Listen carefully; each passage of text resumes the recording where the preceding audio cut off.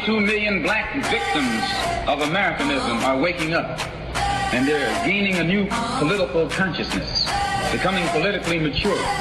And as they develop this political maturity, they're able to see the recent trends in these political elections. Any minority that has a block of votes that stick together is in a strategic position. Either way you go, that's who gets it. You're in a position to determine who go to the White House and who stay in the doghouse. You're the one who has that power. You and I have never seen democracy. All we've seen is hypocrisy.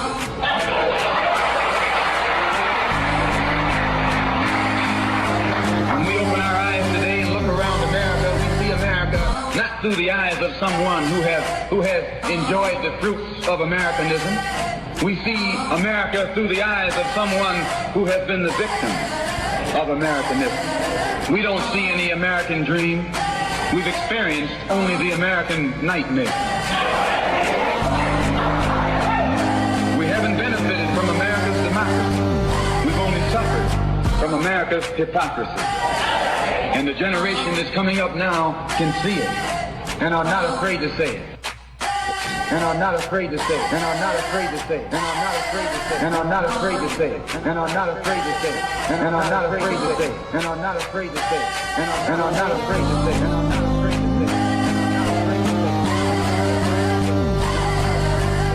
And are not afraid to say it. 5, 4, 3, 2, 1. We have ignition. Strap in. You're about to listen to the hottest sounds in the mix. In the mix. Welcome. Okay. Master Fire.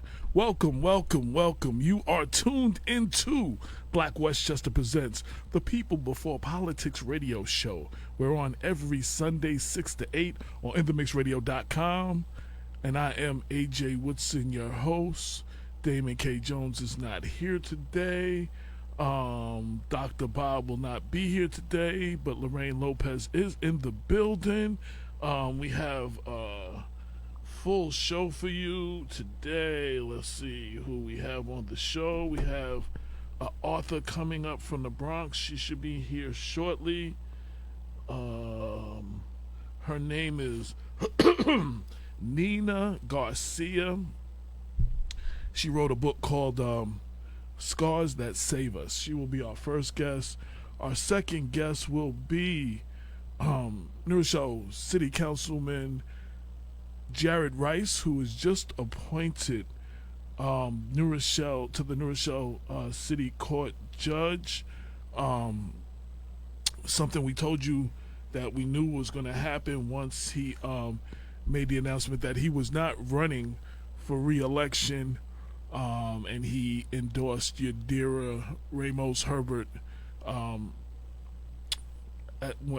He endorsed her to run for his seat. I think he took the place of his mom. His mom is retiring. Jared's mom is retiring from the court, and he was just appointed by Norm Bramson, Mayor Norm Bramson. Then after that, we have, seems to be a crowded race. I don't know what's going on lately, but all of the races seem to be crowded. There are 10 people running for Congresswoman Nia Lowey's seat. And we have one of the first guests, that's District 17, Congressional District 17. We have one of the first candidates coming on today. Her name is Asha Castleberry. She will be our guest in the 7 o'clock hour. Looking forward to talking to all of them.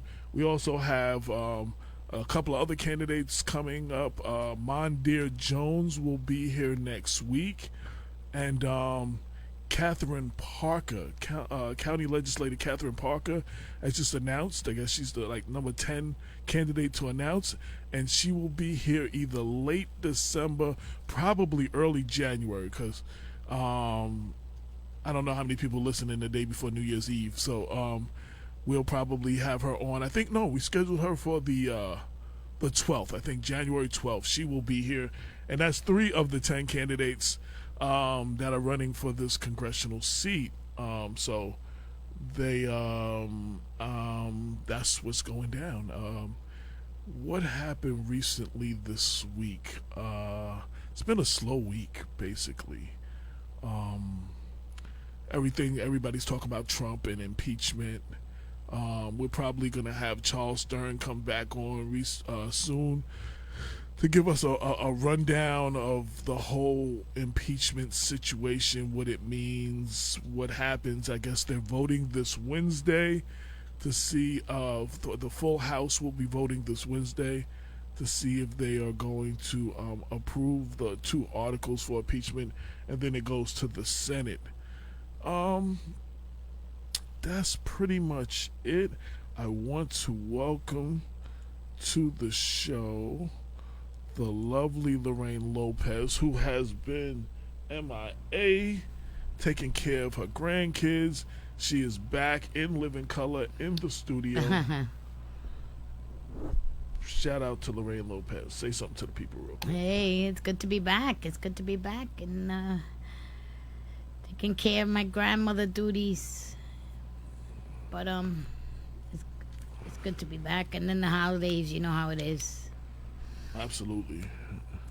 Now I wanted to say, about the holidays, I wanted to say this again. You know, a lot of people have just went to shout out to Ann McDermott. I just went to her mom's funeral this week. A lot of people have had loss.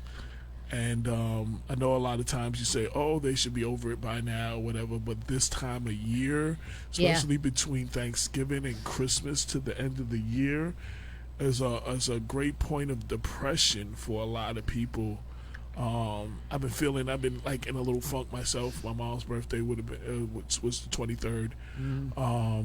It's been 5 years, but for some reason this year has hit me a little harder than normal. And just even if you think that your family member, your friend, your neighbor should be over it by now, shower them with love, especially this time of year, because a lot of times a lot of people go into like a small depression and they keep it to themselves. Yeah, you know what I'm saying? I was telling Tasha yesterday that my mom died the day after Christmas. My oldest brother died during the holidays too. So I buried both a brother and a mother on New Year's Day. Wow. Yeah. So I just wanted to give a shout out to anybody who is Cruz. I need your help, Cruz. Anybody who is going through that, anyone who's lost a loved one, People Before Politics sends you love, and I just wanted to share that. Shout out to Cheryl Blue Brownlee Fox. Shout out to Oscar Davis Jr. On the tune-in. Shout out to Vivian Spady and Rochelle. She just got awarded. She just got some award at a gala the other night. We'll be covering that soon. Can you open this door? Yeah. Cruz? Yeah. Thank you. So I just wanted to give a shout out to everybody. Thank you for everybody who's tuned in. We got a lot of feedback, a lot of love from last week's show. Yeah, we're gonna do watch parties throughout the week for anybody who misses the show. Lorraine, talk for a minute. Just talk. Can you get me back up here? You mentioned people losing loved ones. There's also a lot of folks that just get depressed during the holidays. It's also good to know that that they're not alone and they can always reach out to a friend. Some people, they complain about social media, but you have a lot of friends that people meet on Facebook, and they can always reach out through Messenger. Reach out to a friend, reach out to a loved one if you're feeling down. You done, AJ? Yes, I am. I was not in the scene. I had to get. I wasn't in the scene no more.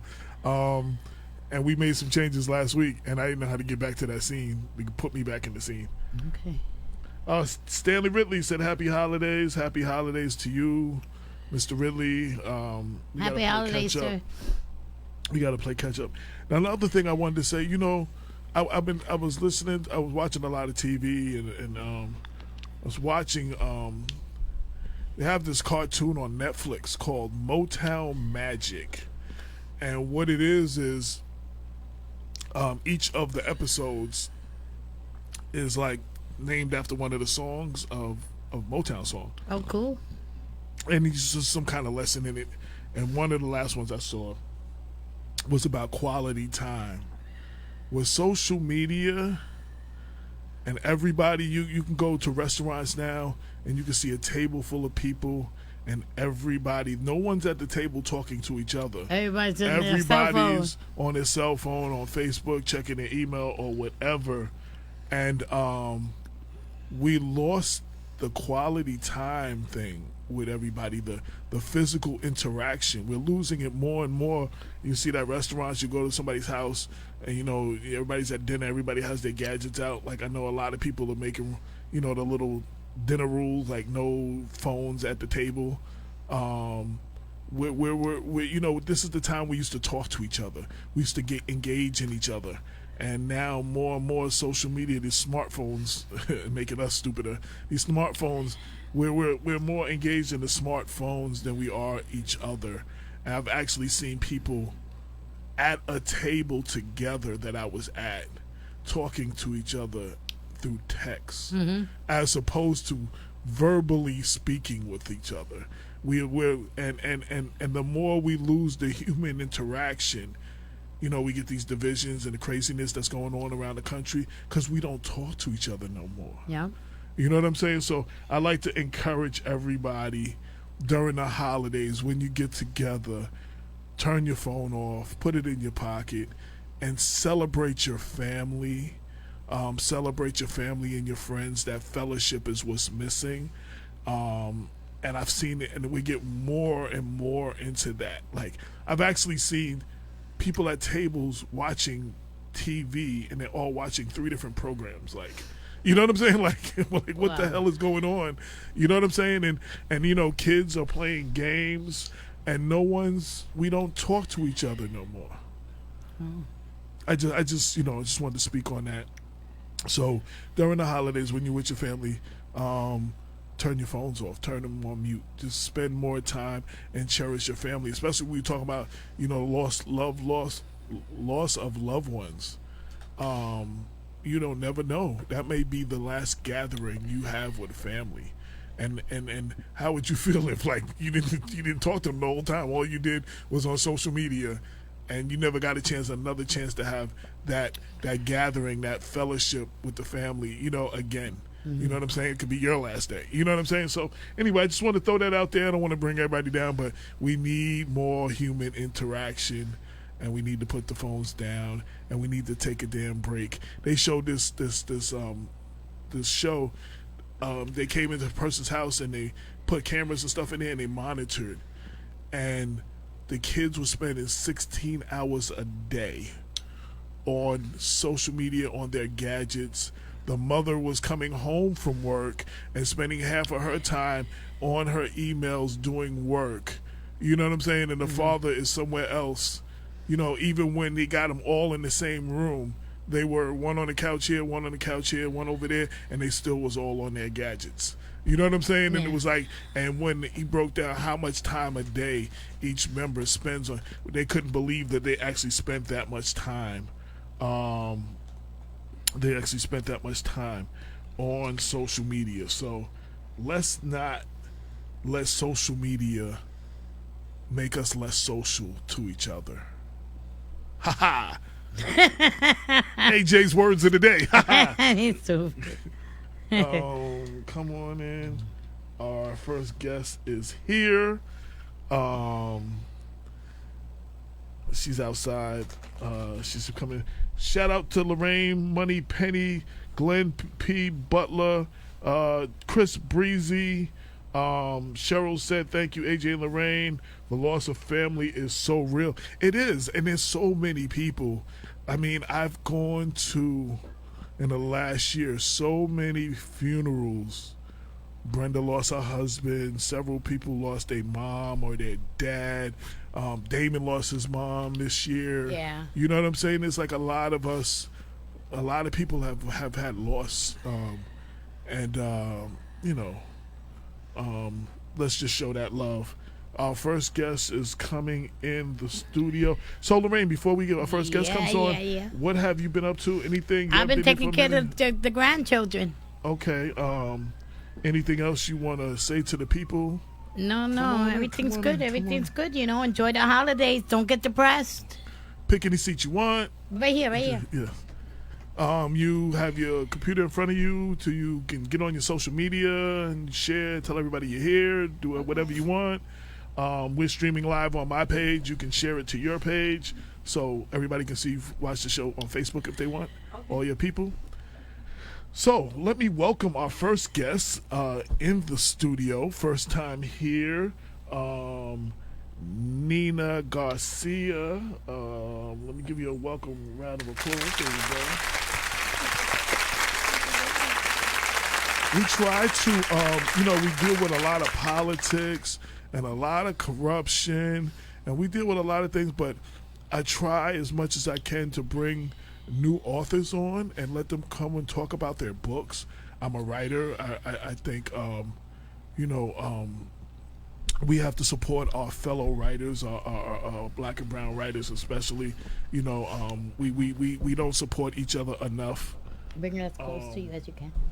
Okay. We don't support each other enough, so I try to bring some authors on the show so that they could, talk about their book. So you have a book. Is this your first one?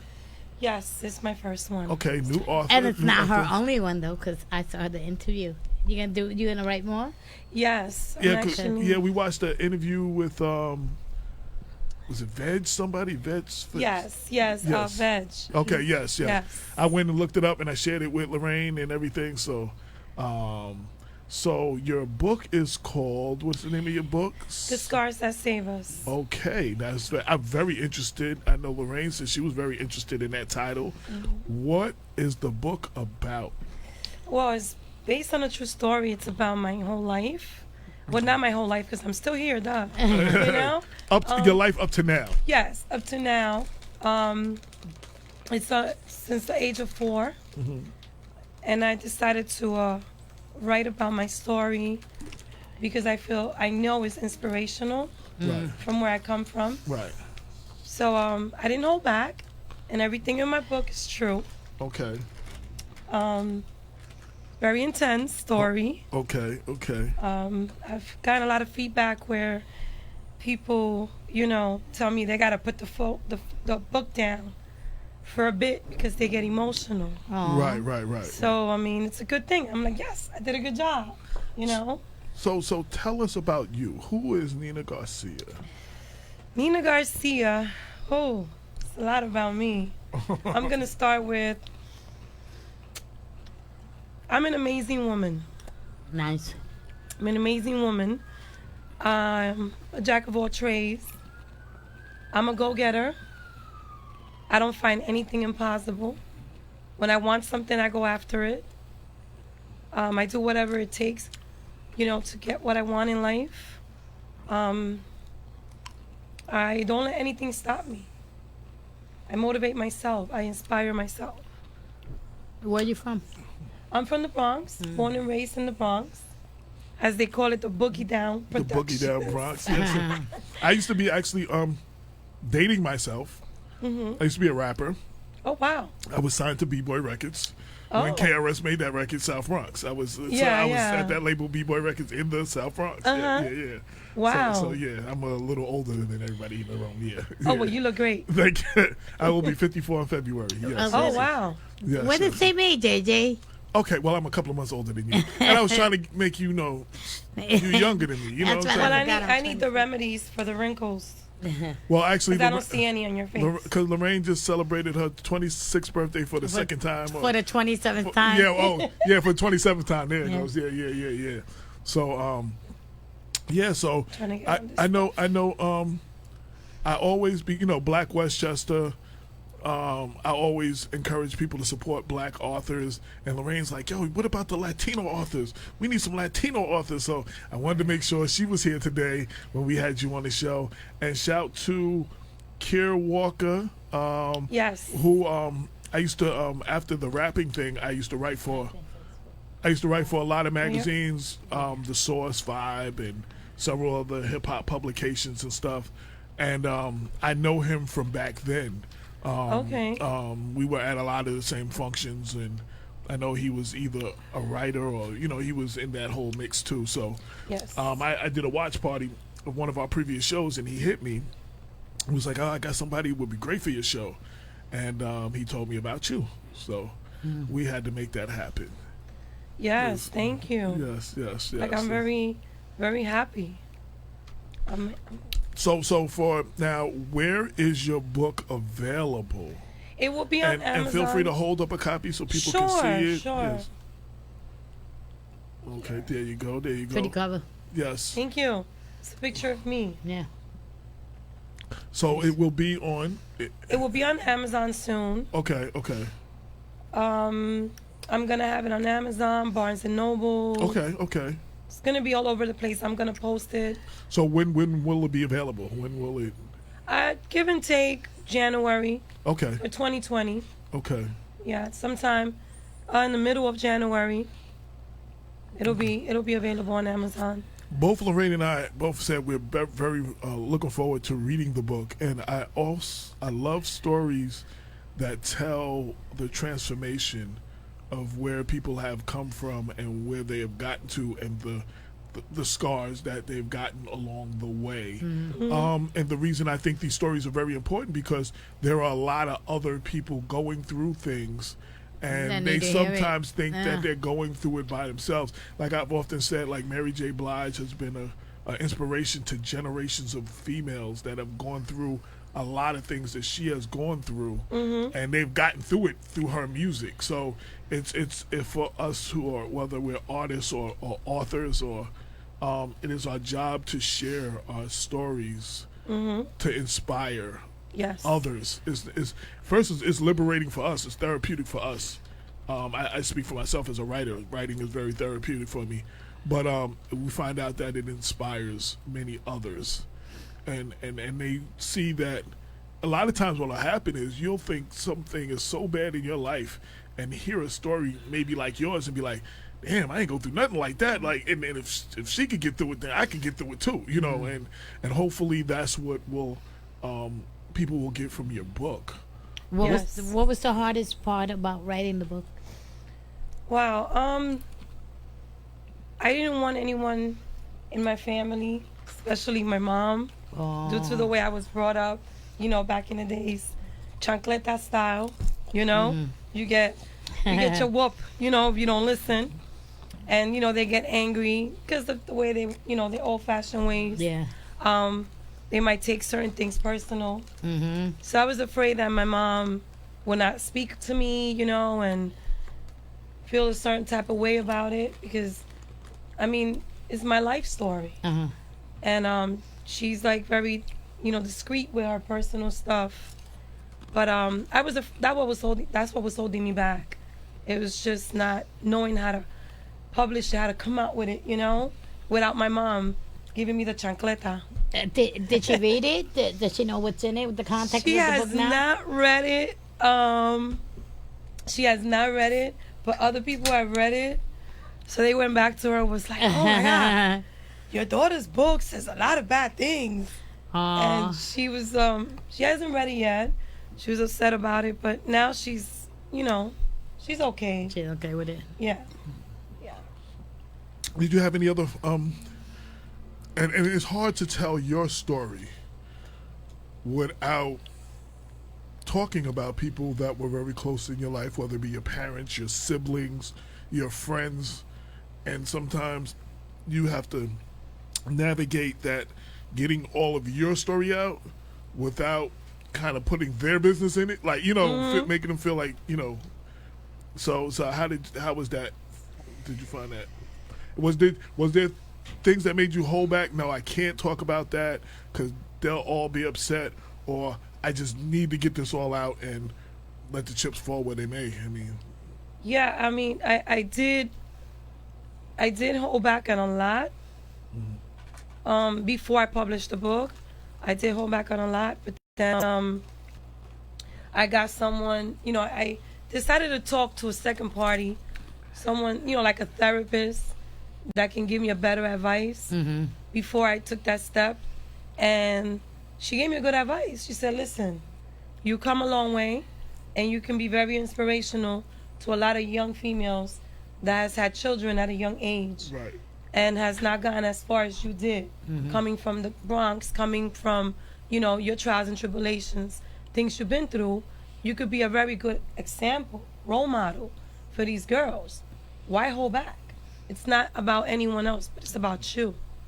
So sometimes you gotta forget about what other people have to say and, you know, share your story because it's about you. That's why a lot of people won't take the step you took, but they'll write fiction, you know, which is still based on their life, but they change the names of everybody and, you know, move things around, you know, so other people, you don't know who it is, because a lot of people don't, they're scared to just be transparent and just be open, because you open yourself up. Like, I mean, it's a big deal. Yes, I did, and I'm not ashamed of it.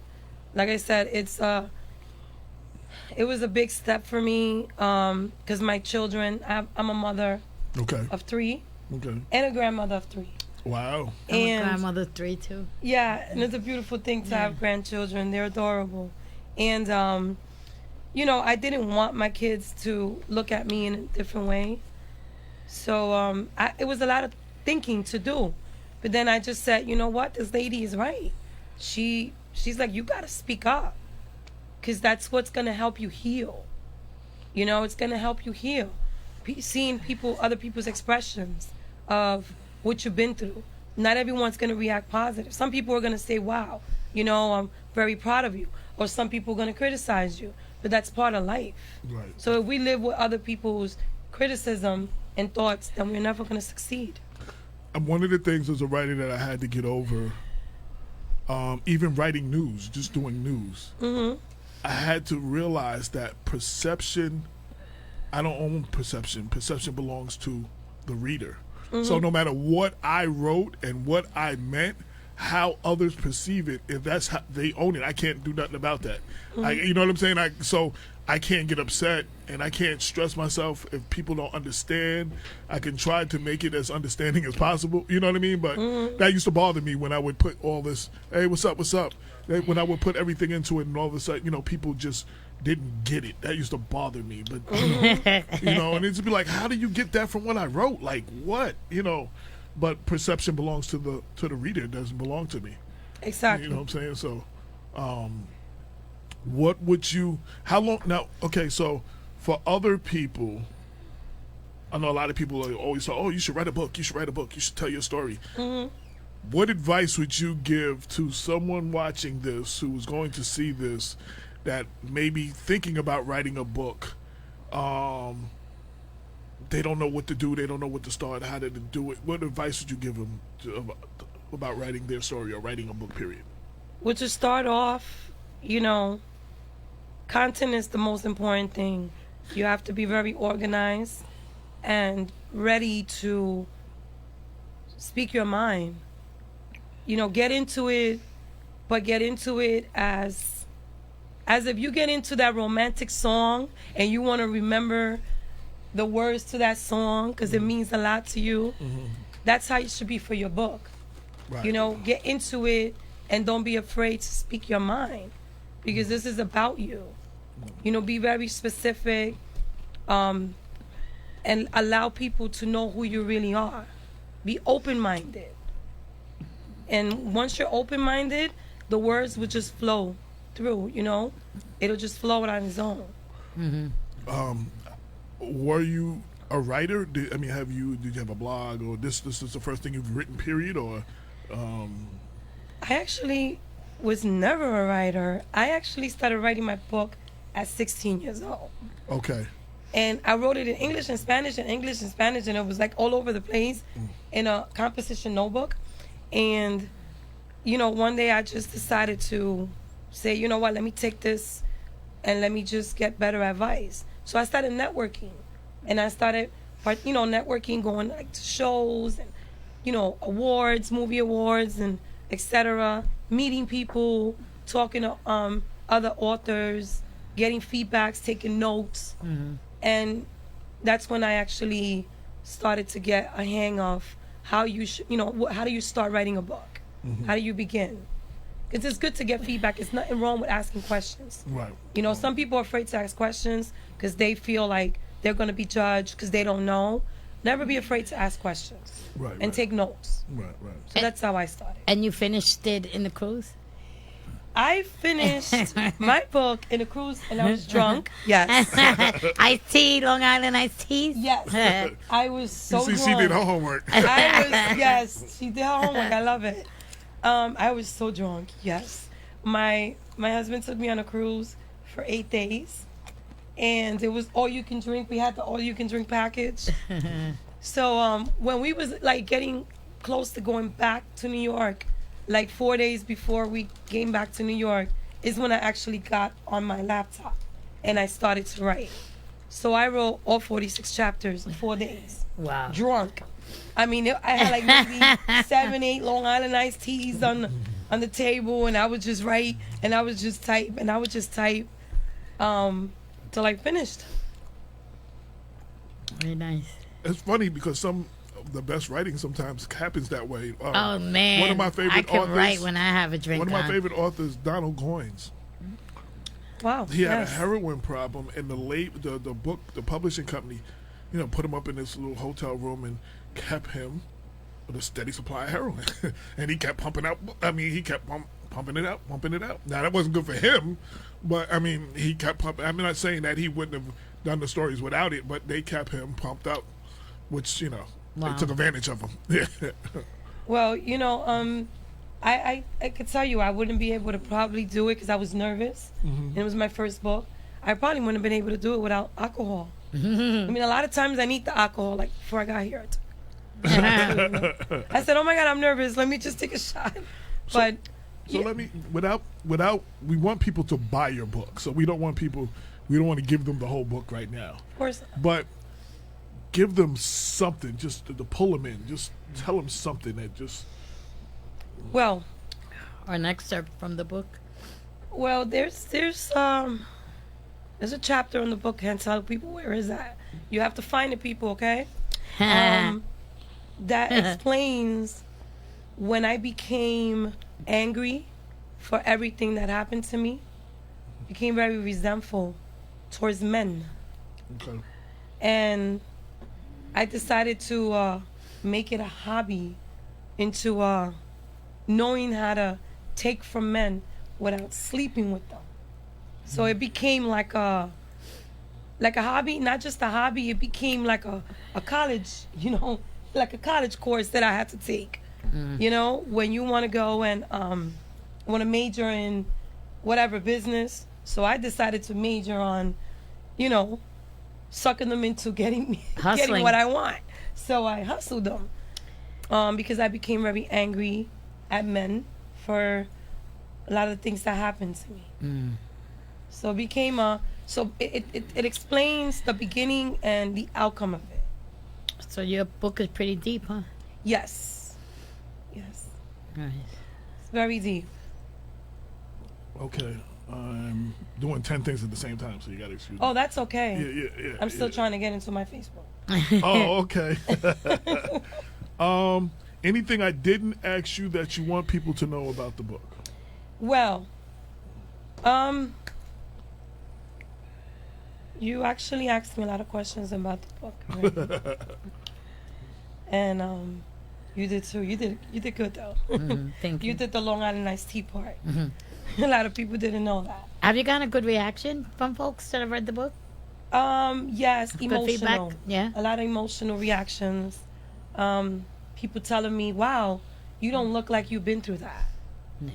You know, and it makes me feel good because that means I'm doing a good job. And you're a I'm moving survivor. forward. Yeah. You know, because some people that go through what I've been through don't know how to move forward in life. Mm-hmm. You know, they allow their past to hold them back Yeah. from their future. And I'm proud of myself because a lot of the females that people in general that's been through what I've been through will not move forward. Yeah. They will sit there and just, feel sorry for themselves and make excuses for not succeeding. And I didn't. I pushed forward and I'm still pushing forward. Good for you. Good. So what do you do? When you're not writing. Yes, when you're not writing, what are you doing? What are you professionally or whatever? I'm a podcast host. Okay. I'm a host of Cocoa Caliente. Okay, and in English, what is that? I was gonna ask you about that because I saw the banner of Cocoa Caliente. Now, what does that mean in English? It's hot cocoa. Hot cocoa? Yeah. Yeah. I was Okay. gonna say hot chocolate. Hot Okay, cocoa. okay. Chocolate, Okay. Puerto Rico is chocolate. Okay. Cocoa. Okay. Yes. Tell us a little bit about that, where people can watch that. How often is that on? Or I interview once a week. My YouTube channel is Nina Garcia, Cocoa Caliente. I also post it on Instagram, which is Cocoa Caliente _ on Facebook as well, Nina Garcia, Miranda. And my podcast is an inspirational podcast. I have interviewed numerous of upcoming artists, actors, business owners, authors themselves, podcast hosts themselves, Urban Action Showcase founders. I've interviewed many people.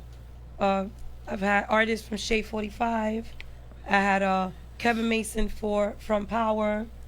I've interviewed a lot of people on my podcast that have shared helpful information on their upcoming life with the industry.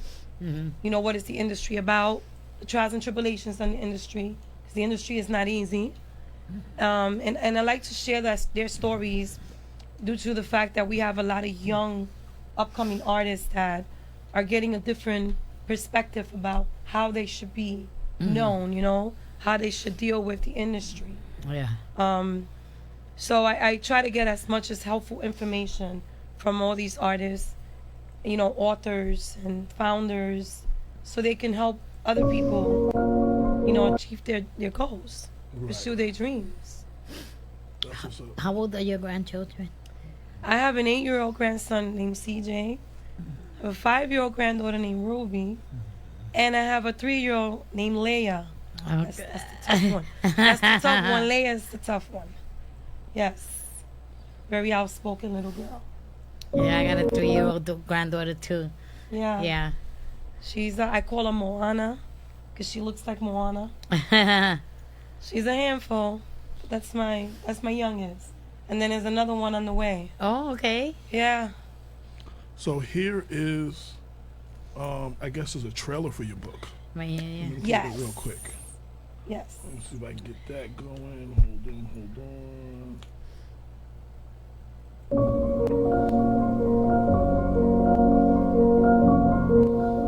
Author Nina Garcia's The Scars That Save Us is an autobiography about her life as a young girl, being born into the hood and almost getting caught up in the game, but found a way out for the sake of her kids. The Scars That Save Us, coming to a store near you, winter 2018. So that was when I first published the book. Then I did a little book signing at a lounge, which is on my YouTube as well. And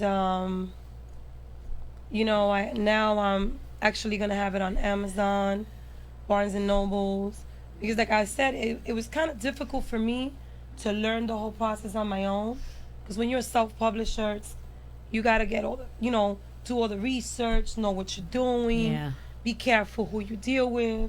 I mean, because once, you know, people in the industry know you publish a book, they just attack you like piranhas, you know? And they feed you stories and, oh, you know, I can help you and I can do this and I can do that.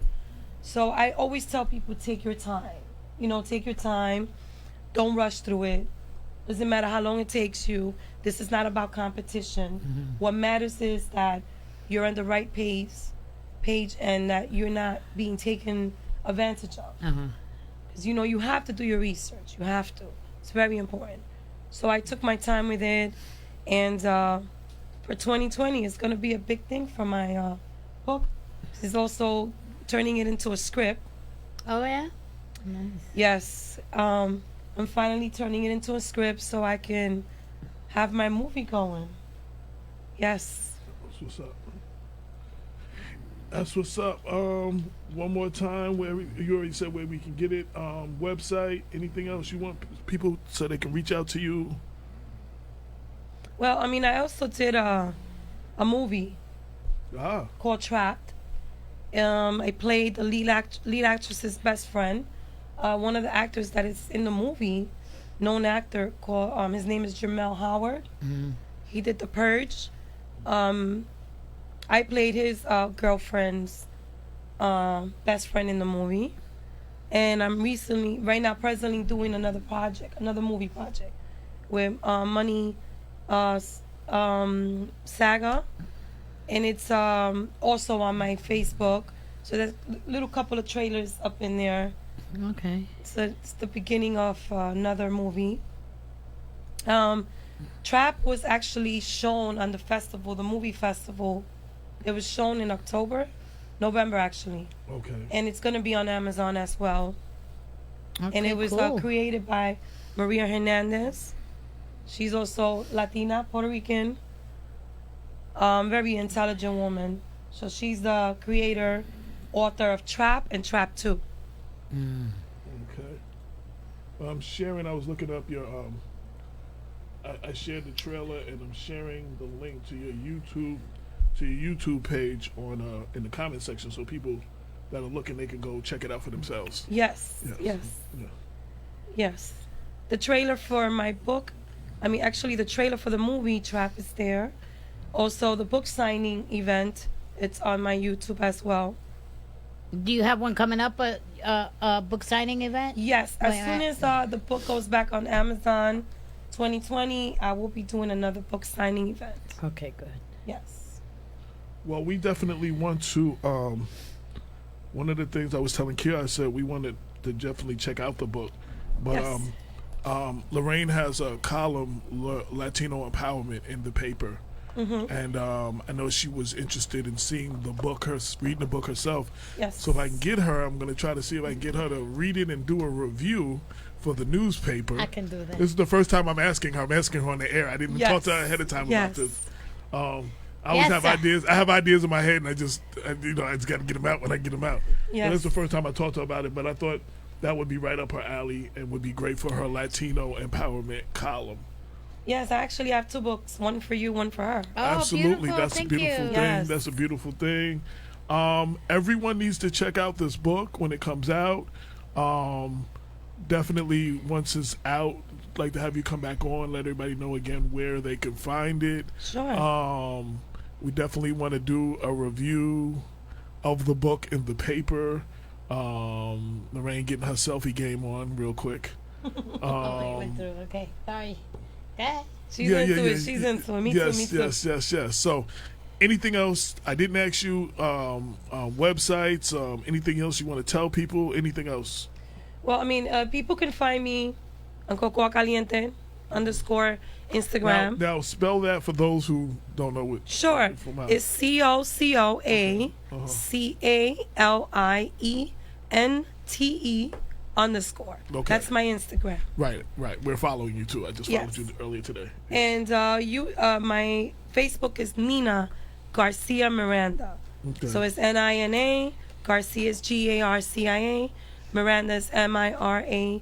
And the YouTube is the same, Nina Garcia, Cocoa Caliente.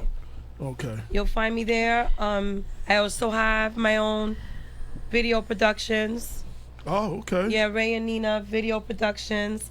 My hubby is my business partner. That's a beautiful thing. Yes, I stalk him and boss him around. And I'm like, you gotta edit that. You gotta edit that. You know, you gotta hurry up. And he's like, oh Lord. So he's an awesome editor, my videographer. He's my director too, because when I'm not doing something That's a right, he beautiful corrects thing. me. Yes, you know, so he is my videographer for my podcast, which is awesome. So it's a. At first, it was a little challenging, you know, because doing business with your partner could be a little challenging. Is the video on Facebook? Yeah, it should be. I'm watching it. Okay. Well, I'm looking forward to reading the book because it sounds intriguing. Coming out of the hood, I came out the hood. You have 3 grandchildren. I have 3 grandchildren. I'm dying to find out how her life was. I'm just dying to read it. Yes, it's very, very intense. Being a young girl, I became a mom at a very young age. I was just only 14. And by the time I was 22, I was a mother of 3. Wow. And a single mother. Wow. You know, I don't even know, to be honest to you, like, when these girls complain about child support checks, I don't even know what it looks like. Me either. I never got one of those. I don't even know what it looks like, you know? I mean, I gave up on that thing already. I got teased a couple of times. After that, I was like, I ain't going to get it anymore, you know? So it was something that, you know. It was rough. It was rough. It was rough. It was very, very rough. Being a young mother, and, you know, you had to put a lot of things to the side because I was a model at that time and a singer. And, you know, I had to put things to the side to be a mom. You know, Lisa from Lisa on the Culture? Yes. She's right next door. Really? She's literally in the next room. Yeah. Oh, my God. I got to take a picture of her. I love her. Yeah, I used to love her growing up. But she used to be performing, shaking her titties like. The proprietor of this place is her partner, her boyfriend. Oh, wow. Yeah. See, it's good to do business with your man. Yeah. Some people's like, oh, it's not a good thing. I find If you can work the dynamic out, it is it's a beautiful thing. It's not for everybody. No. You have to be built for it.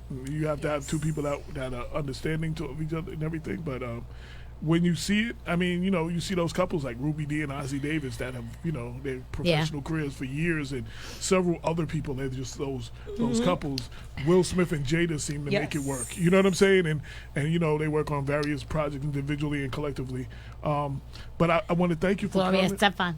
Right, I want to thank you for coming, and we want to have you come back, and we'll definitely talk about the book some more when it's out.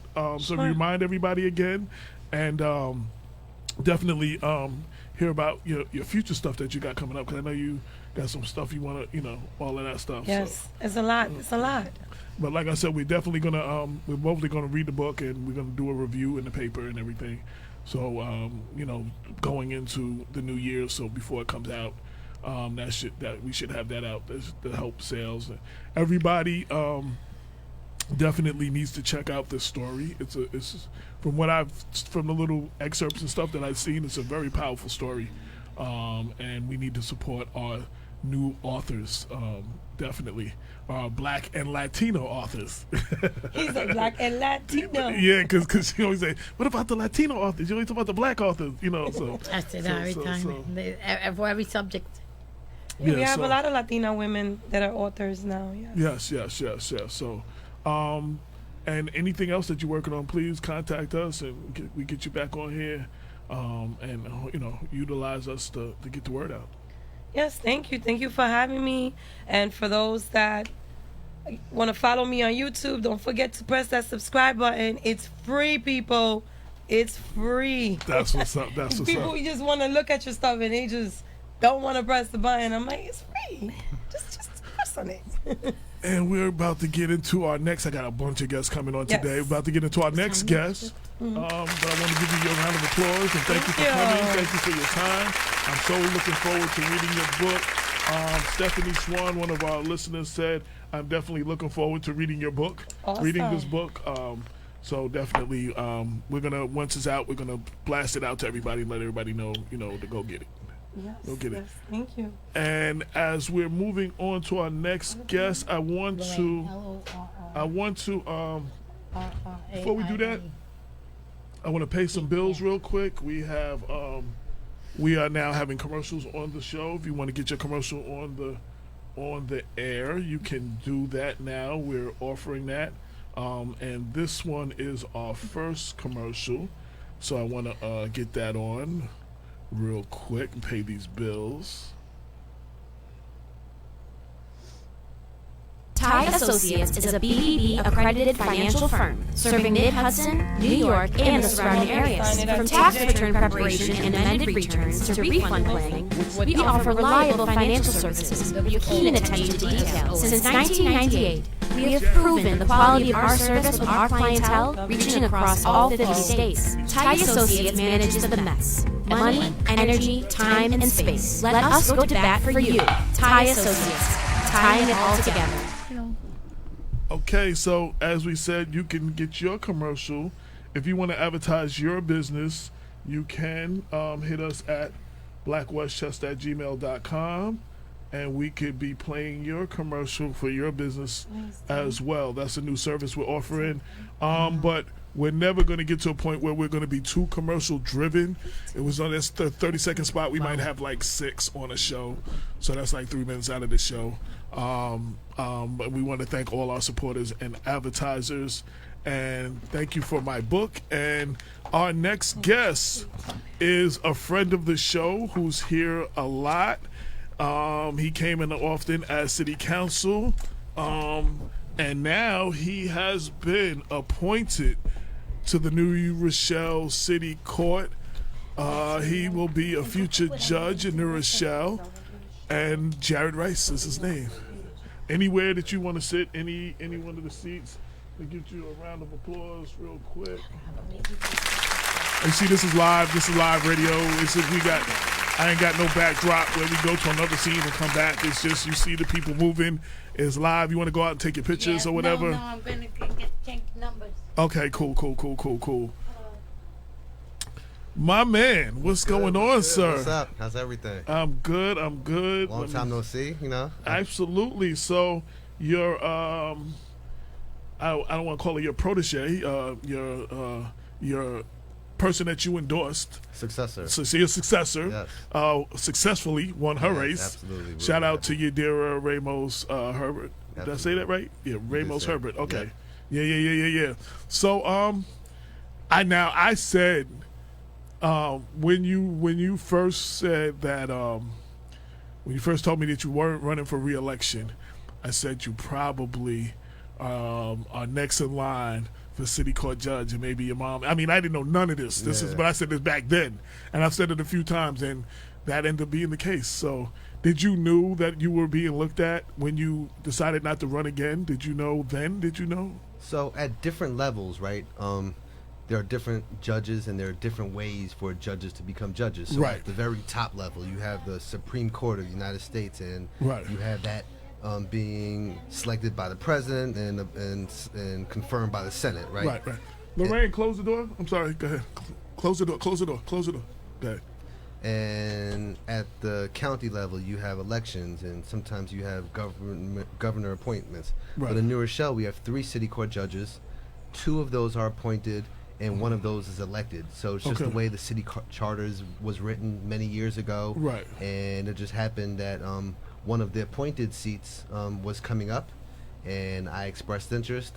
It was actually a seat. It actually is a seat held by my mother, and she's retiring at the end of the year. And the mayor felt that it would be a good idea to appoint me. So I'm really happy with that. So while I hope to never be in your courtroom on that level, but other than to visit you, it's good to know city court judge though. Your mom was on the bench? Is on the bench now, yes. Is on the bench? Correct. She's retiring at the end of the year. Oh my God, that's awesome. Well, he comes from a family of, his father, his father's an attorney. And they have the company, Rice and Rice. Rice and Rice attorneys. Yes. Right. So you come from a legal family. Correct. A legal family. Well, I mean, you got some big shoes to fill too. Absolutely. Because I mean, the things I read about your mom, she was that person. She's been a judge since 1996. Okay.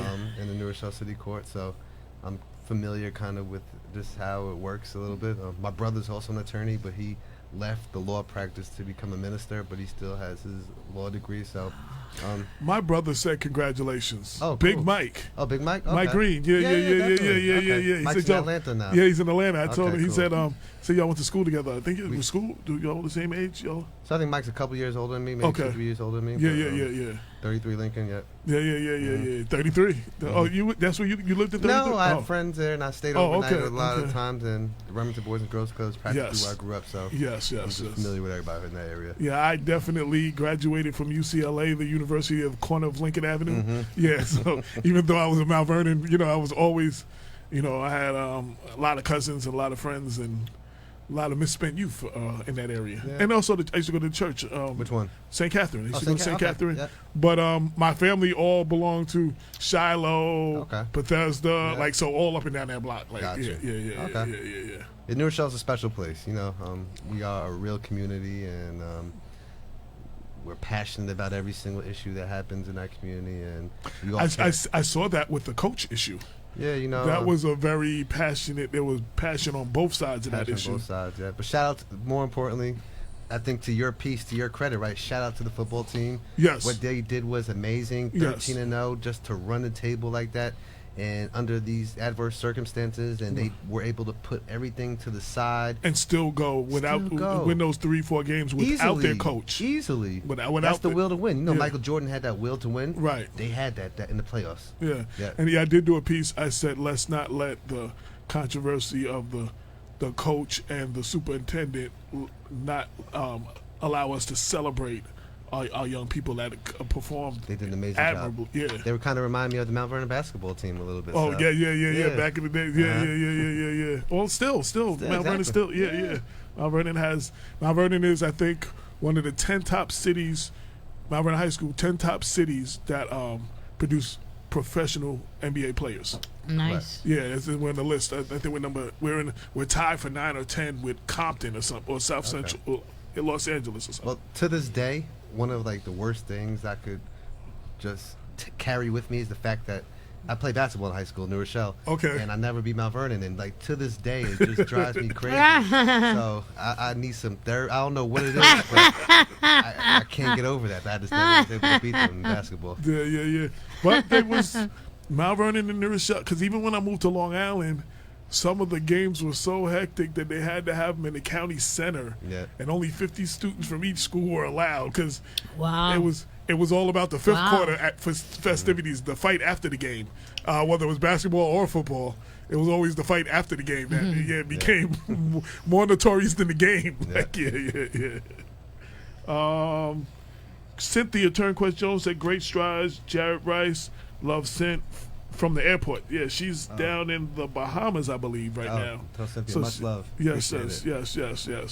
So it's always good to see people that you know. Yeah. I've followed your career since I've been, since we started Black Westchester. Yeah. Had you on the show from the beginning with the cops pulling guns on the snowball guys. A lot of elected officials. There's a handful. You, Chris Johnson, when he was city council in the Yonkers.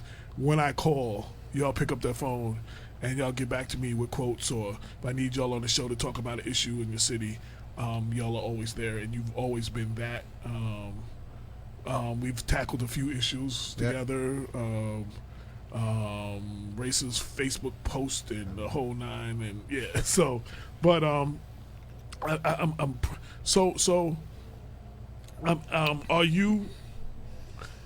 you ready for this next chapter in your life? Like, it's a big deal. But it's in general progression. For a lawyer in politics, Yeah.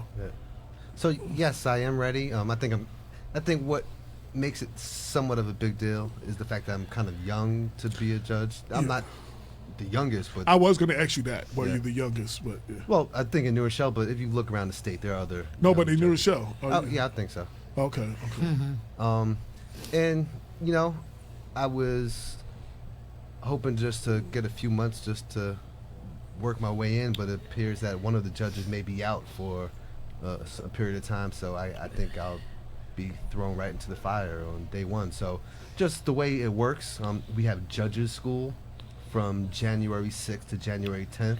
Oh, wow. And I kind of looked at the agenda. There was a lot of material, a lot of details. It was a lot overwhelming at the time just to read it all, but throughout that week I will be in judges school, and then when I come back, I'm ready to go. And just coming back into a new environment, right? We have new criminal justice reforms that are taking place in January, 1st. right? Yep. So I'm just coming right into all this. Yeah. So and you're no stranger to the court, because every time I went with somebody or to cover a story in Mount Vernon, you were in the Mount Vernon courts. So I've been a public defender in the city of Mount Vernon for more than 12 years now. Wow. A lot of that time I was working with the youth and adolescent diversion program. So, Mount Vernon's a really busy court. Right. And New Rochelle's not as busy of a court as Mount Vernon. So I think just taking what I have learned in Mount Vernon, the stuff I've learned as a council member, the city violations and landlord-tenant, and I feel that it's a good time for me to come in, and I think I'll be ready for the job. Now, what type of cases do you cover? I know big criminal cases go to the county, right? Correct. So it's a local court, local Right. jurisdiction, so you have misdemeanors and you have felonies prior to somebody being indicted, right? Okay. So once you're indicted, then you go to county court. Okay. But before you're indicted, you'll just have all your appearances in the local court. So you do have felonies, like when somebody gets arraigned for murder, right? You start in local court, Yeah. Right. and then it gets pushed up to county court. But you always start there. Okay. Yep. So you have criminal, then you have landlord-tenant, you have traffic, parking tickets, you have small claims. We all hate those. We all hate to have to go before a judge for some kind of ticket. I don't think there's anybody who likes going before. This is a 10-year appointment, It's a 10-year appointment. Correct. and you don't have to run.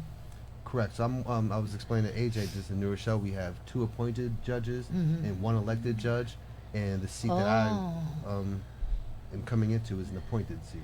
When you decided not to run for city council, was it because you was thinking about being a judge? Yeah, I was definitely thinking about it. Yeah. But I knew nothing was guaranteed, and I think most importantly on the city council, I put 9 years in, and okay. I felt it was time just for somebody else to take on, get a fresh set of eyes. Now, you don't have term limits, do you? We don't have term limits, Okay. but I kind of turned myself out. Right.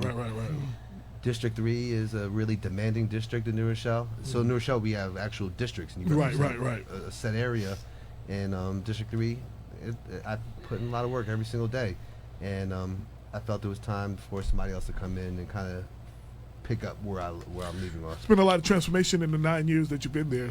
Well, you were instrumental in bringing in My Brother's Keeper, right, to New Rochelle? Correct. So we, it's a President Obama initiative, and Yeah. New Rochelle was the first community in Westchester to accept Really? the challenge. Yes. And since then, Mount Vernon, Yonkers, Peekskill, Ossining, yeah. Greenburgh, White Plains. So now we have a coalition. Actually, And I was tomorrow, I was blessed to see that. We were at those first meetings in New AJ Rochelle. was at those first meetings. Me and Tomorrow? Andre Wallace. You having another get? Tomorrow we're having at the county center a MBK Youth Summit, and it's hosted by the coalition, and it's going to be a good event. We have some guest speakers, and there's going to be about 100 to 200 just black and brown. Like the males. one you had at Well, County nice. Center? Like the one one from last year? We Yeah. had one last year. Yeah. Same thing tomorrow.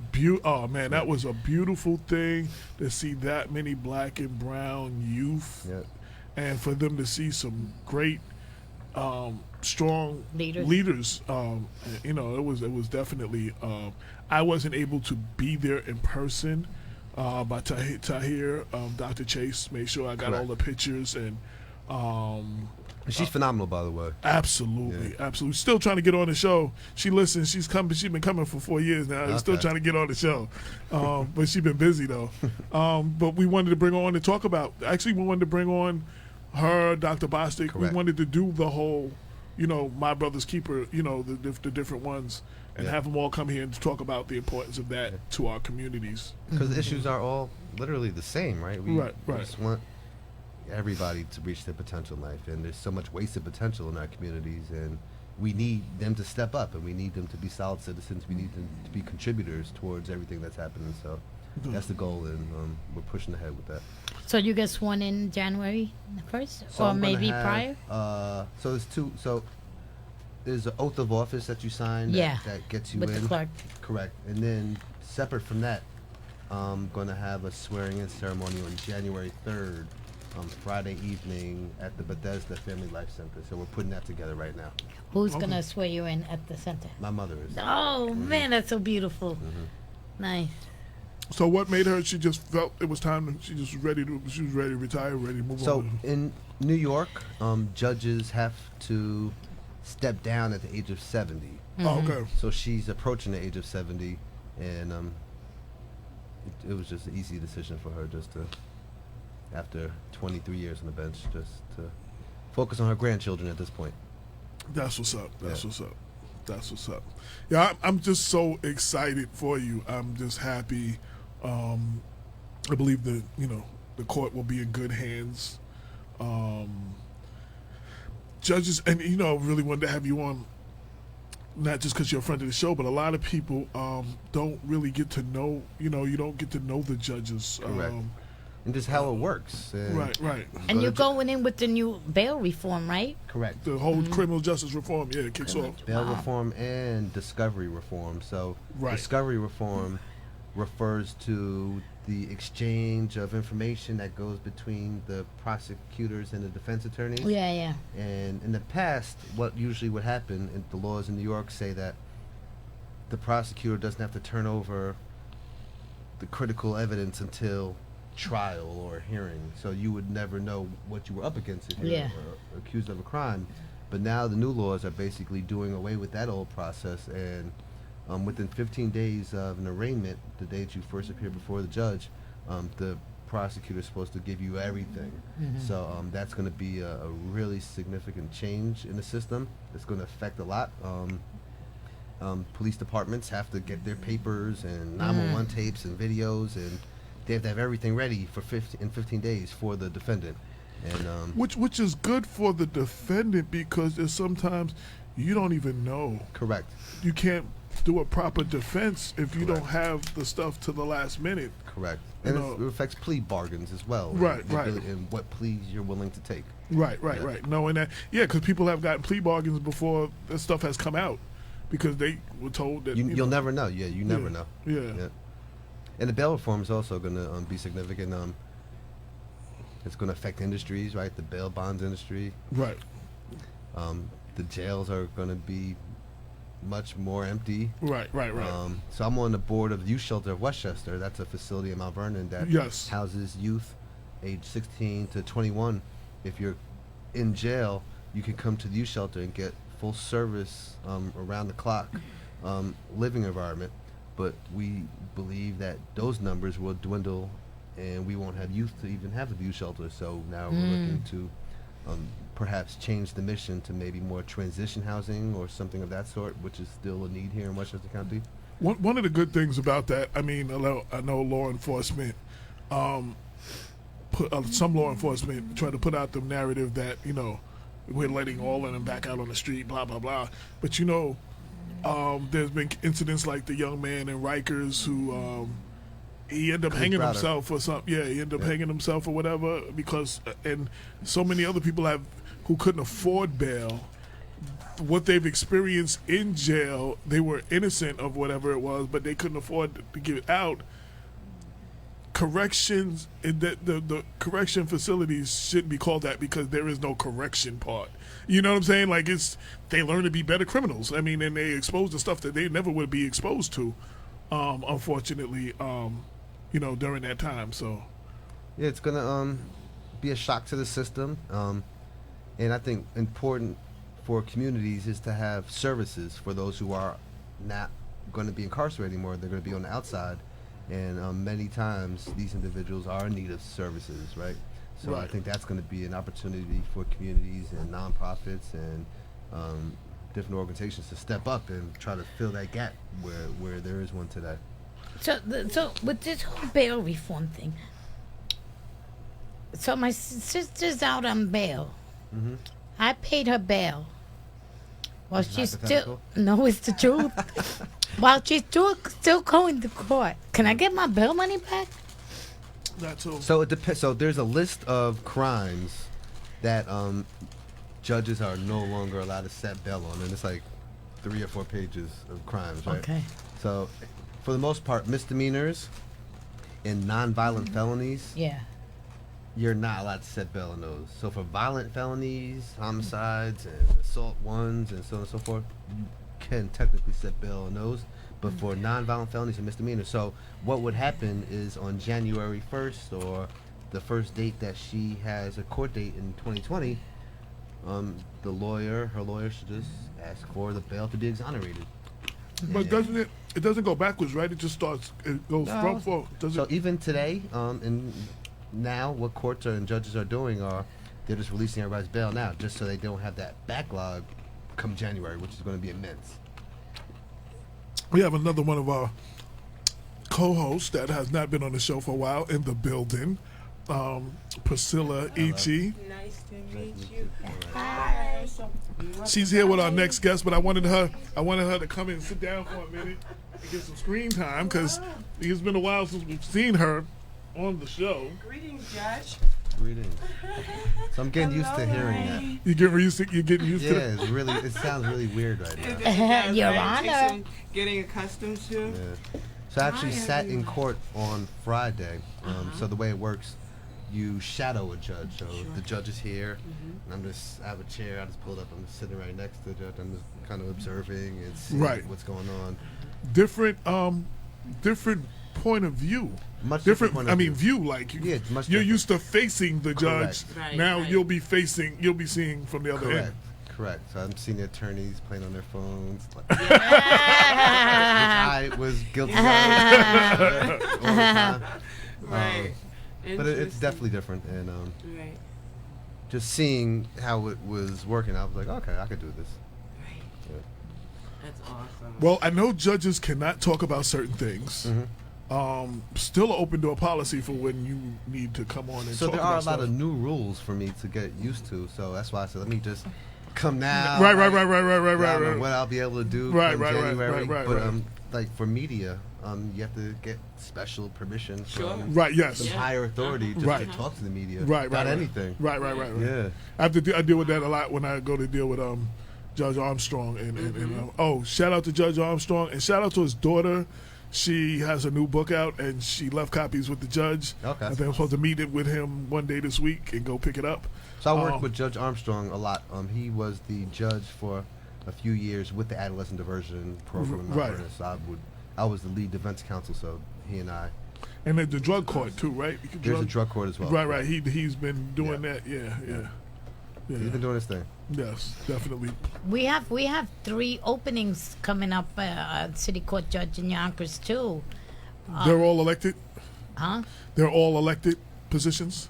No, one of them I hear Liam McLaughlin is going to get appointed to. Oh, okay. Because He's have a former council member, attorney. in Mount Vernon. We have one appointed position, judge, city court judge in Mount Vernon too, and the others are elected.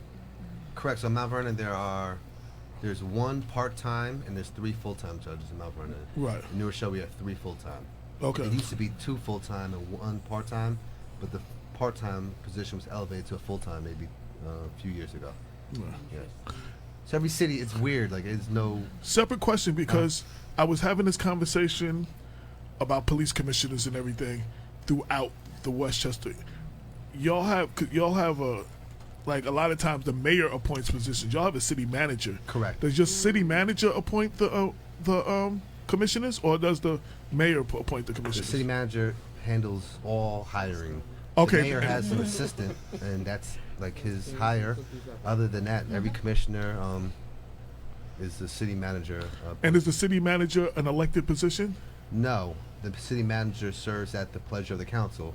Okay. So if tomorrow 4 council members wake up on the wrong side of the bed and say we don't want Okay. him anymore, then Wow. I asked that question because I was telling people the importance of voting, and if you don't like the way your city is being policed, your mayor has appointed that commissioner except for New Rochelle. Except for New Rochelle. New Rochelle has a different, and I just talked about that last week, and then I figured let me ask you that question and make sure I gave the right information. Correct. So I'd say the one difference between a city manager form of government and a strong mayor form of government is the fact that when you're in a position in New Rochelle, commissioner or deputy commissioner, you're going to be there for the most part for a really long time because we don't have turnover from new administration. So when a new mayor comes in, there's a new administration, he brings his own people in, and there are pros and cons with everything. I think people like coming to New Rochelle knowing they have that safety and security, knowing that a new mayor, even though we had a mayor for many years, wouldn't necessarily change their employment status. The other difference is, I've said this before too, we've had in excess of 6 to 8 people running for mayor in the last 2 elections. A lot of the elections in New Rochelle are unopposed. That means New Rochelle is happy with their elected officials, and they, you know what I'm saying? Like where we've had a lot of people running, you know, and for the position, y'all haven't. I've covered the elections. Y'all don't have 4 and 5, 6 and 8 people running for mayor or for a council seat. Correct. You know what I'm saying? So, I think the fact that we have districts maybe whittles that down a little bit. Yes. Because it's not at large like everybody runs. Right. Within a geographical area, only so many people can run. Right. But mayor, the mayor, didn't he ran once, at least once unopposed? I don't think Mayor Bramson. Yeah. I don't think he's had. Well, maybe his first year, maybe back in 2006 or so. I think he might have gone unopposed one time, but since then, he's had an opponent. Yeah, you barely knew who the opponent was sometimes. Yeah, It was. We're gonna bring her in this. Yeah, yeah. Actually, yeah. Bring her in now. Bring her in. And you can hang out if you want to hang out, or you can. I got it. Okay. Yeah. So well, I'm planning my my swearing in, and I have a conference call now right now. So that's gonna be January 3rd. I'll give you all the information. I'll love absolutely. you to attend Absolutely. at the Bethesda Family Life Center, 6 p.m. And we're gonna. But that's Bethesda Church, right? Correct. Okay. So Okay. The center, correct, right next to it. Right next to it. Yeah. Okay. Definitely, we will be there. I thank you for coming. Congratulations. I don't know if you're allowed to come on anymore after this, but you know, it's always an open door policy. I know that. Yeah. We're good friends. Yes. So thank you. And we want to wish you. We just want to congratulate you in person. I appreciate it. And Damon, all of us. We wanted to just congratulate. He couldn't be here today, Yeah. but he says congratulations as well. Thank you. Much love. That is Councilman Jared Rice, who is newly appointed judge to the New Rochelle City Court. Oh, it's so cute. We're introduced. Like I said, it's been a busy show. We got a jam-packed show. We have our third guest for the evening. Let me give her a round of applause. And there are at least 10 people running for this position. We have the first of the candidates on. And I said we have at least 2 others who have reached out to us already. Oh, okay. Mondeer is coming on next week. Uh-huh. And Catherine Parker's people have already reached out to us, and she's coming on like the 12th. Oh, okay. So that's 3 of the 10 candidates that are, and you are the first. Oh, right. To come on. And I've heard before I met you, I've heard good things about you from Greenberg people. Oh, yes. They were like, oh, you got to know her. You got to get her on the show. It was before you announced. It was like, she's running. I said, well, I don't think she's going to do anything until she announced it. Oh, no, but you got to get her on the show. So, this is how I get to know people. I get them on that microphone across from me, and this is how I get to know who they are. So, for people who don't know, who is Asha Castleberry? Hernandez, yes. I remember the Hernandez part. Yeah. Yes, Asha Castleberry Hernandez, originally from Terrytown, went to Sleepy Hollow High School, but of course known in Greenberg. That's where my family originally came from Macon, Georgia, migrated up to Greenberg. Yes, so I have a background in military. I'm a combat veteran. So if elected, Thank you for serving. Oh, thank you. If elected, I will be the first black female veteran to go to Congress, in which I feel is definitely needed, especially when you look at the national security situation going on right now in Washington. Definitely wanted to ask you about your thoughts on that. Real quick. Yes. You know, with the impeachment process, you know, that's symbolic of misconduct involving national security. I'm also motivated to you know, serve in Congress to the fact that I want to look out for the middle class. I think that's very important right now, especially when you look at economic security.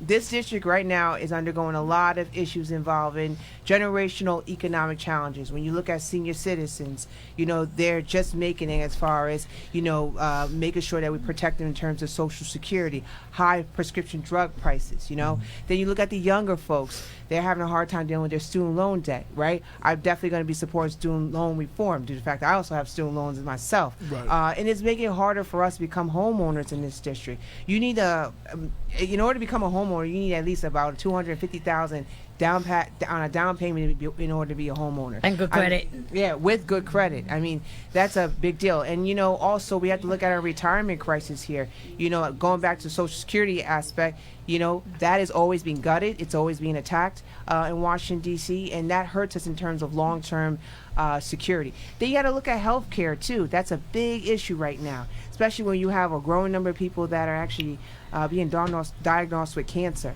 But healthcare is something that I definitely support in terms of making sure that everybody in the district has access to affordable healthcare.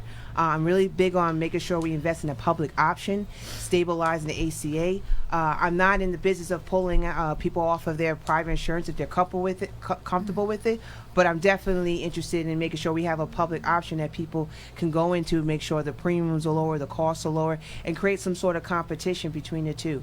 So, yeah, we've got to make sure healthcare is in place. Health security is important for our future. Now, I wanted to ask you, now, not related to the race, but as someone who has served, how do you feel about the treatment of the military right now, and one, and two, about pulling all the troops out right now? First off, I personally, I don't think we should be over there as long as we've been over there, first off. But I think pulling them out the way they are, I think, is still not the right move. You talking about Syria? Oh, I thank you. Yes, Okay. I thank you for that question. As part of my platform, I'm really big on ending these endless wars. We have been in Iraq and Afghanistan for quite some time, but I do agree we should not just hastily pull them out like we saw in northern Syria.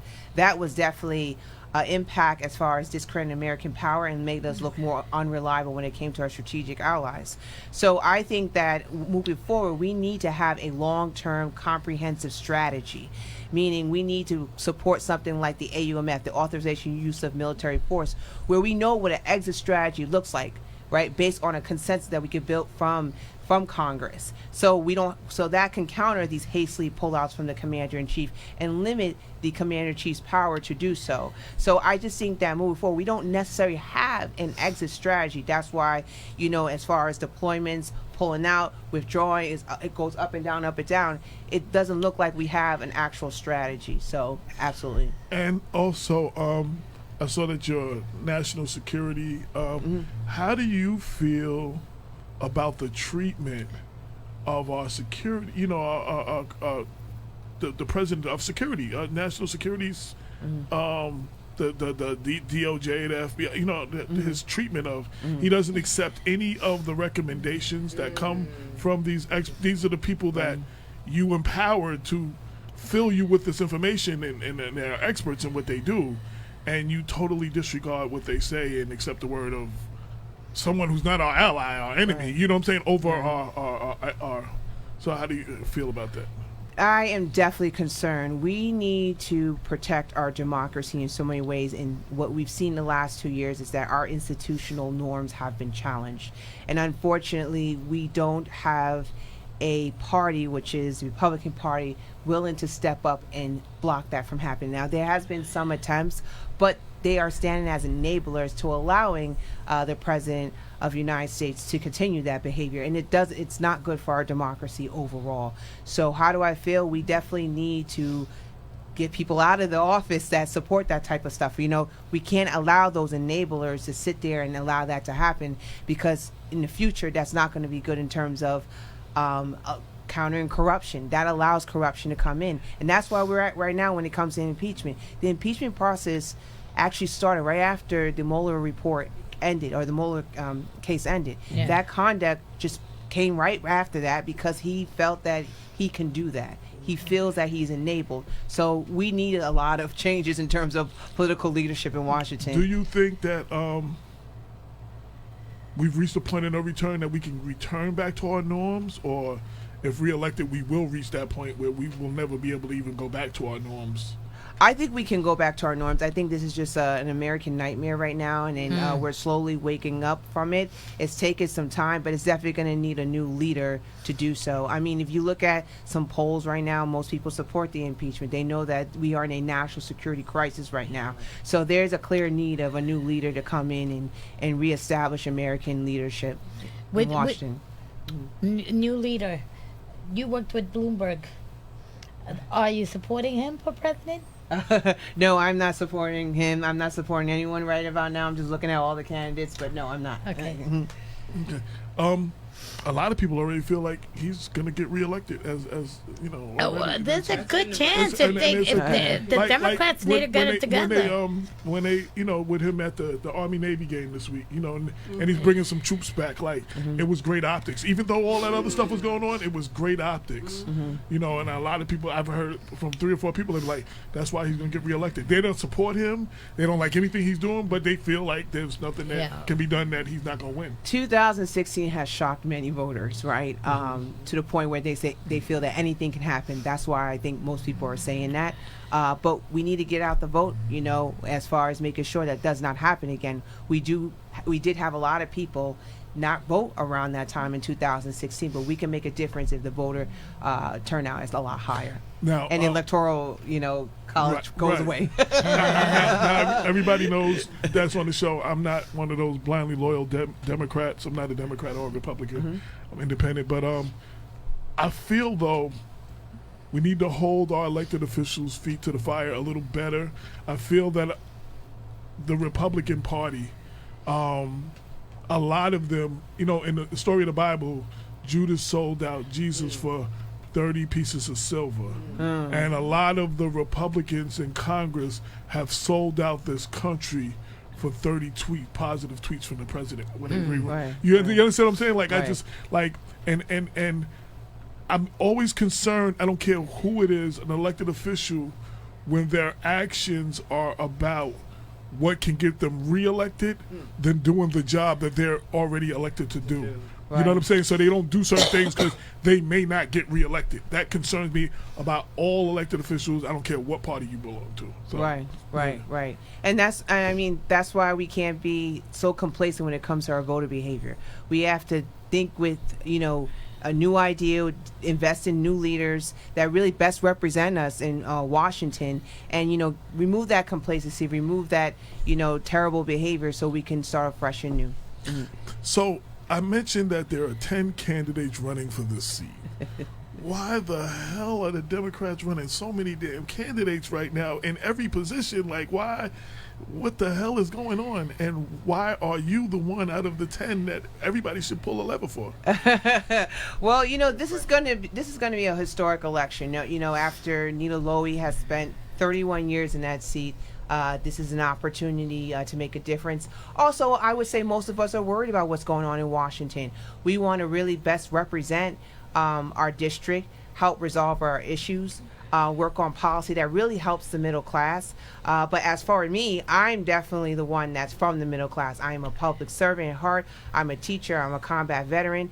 But going back to the middle class aspect, I'm the only one that does not come from generational wealth. I wasn't born with a silver spoon in my mouth. There's just so many aspects I could say that I'm very relatable in terms of surviving in this district and understanding the issues. And for those that understand those issues can best craft policy in Washington. Sure. If you are very privileged and you have a lot of money, you probably have a good heart, but again, you're out of touch with a lot of issues, especially when it comes to wealth inequality. I mean, that's a huge problem in this district right now because it's too expensive to live here. I've watched so many people leave out of this district to move to the south because they can't afford to live here. Housing costs are going up. So, this is the time where you really need someone from the middle class to represent us.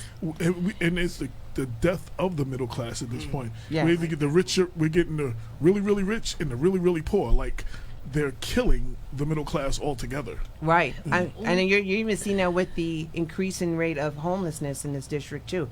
Myself and my mother came back from Spring Valley. I mean, it's just becoming more and more of a problem. And we need to resolve these type of issues. I mean, you can't ignore it. And we're talking about a serious issue when it comes to basic rights, basic issues like housing, food security. People don't feel elevated when it comes to upper mobility when they can't afford to live where they live. Yeah. Sure.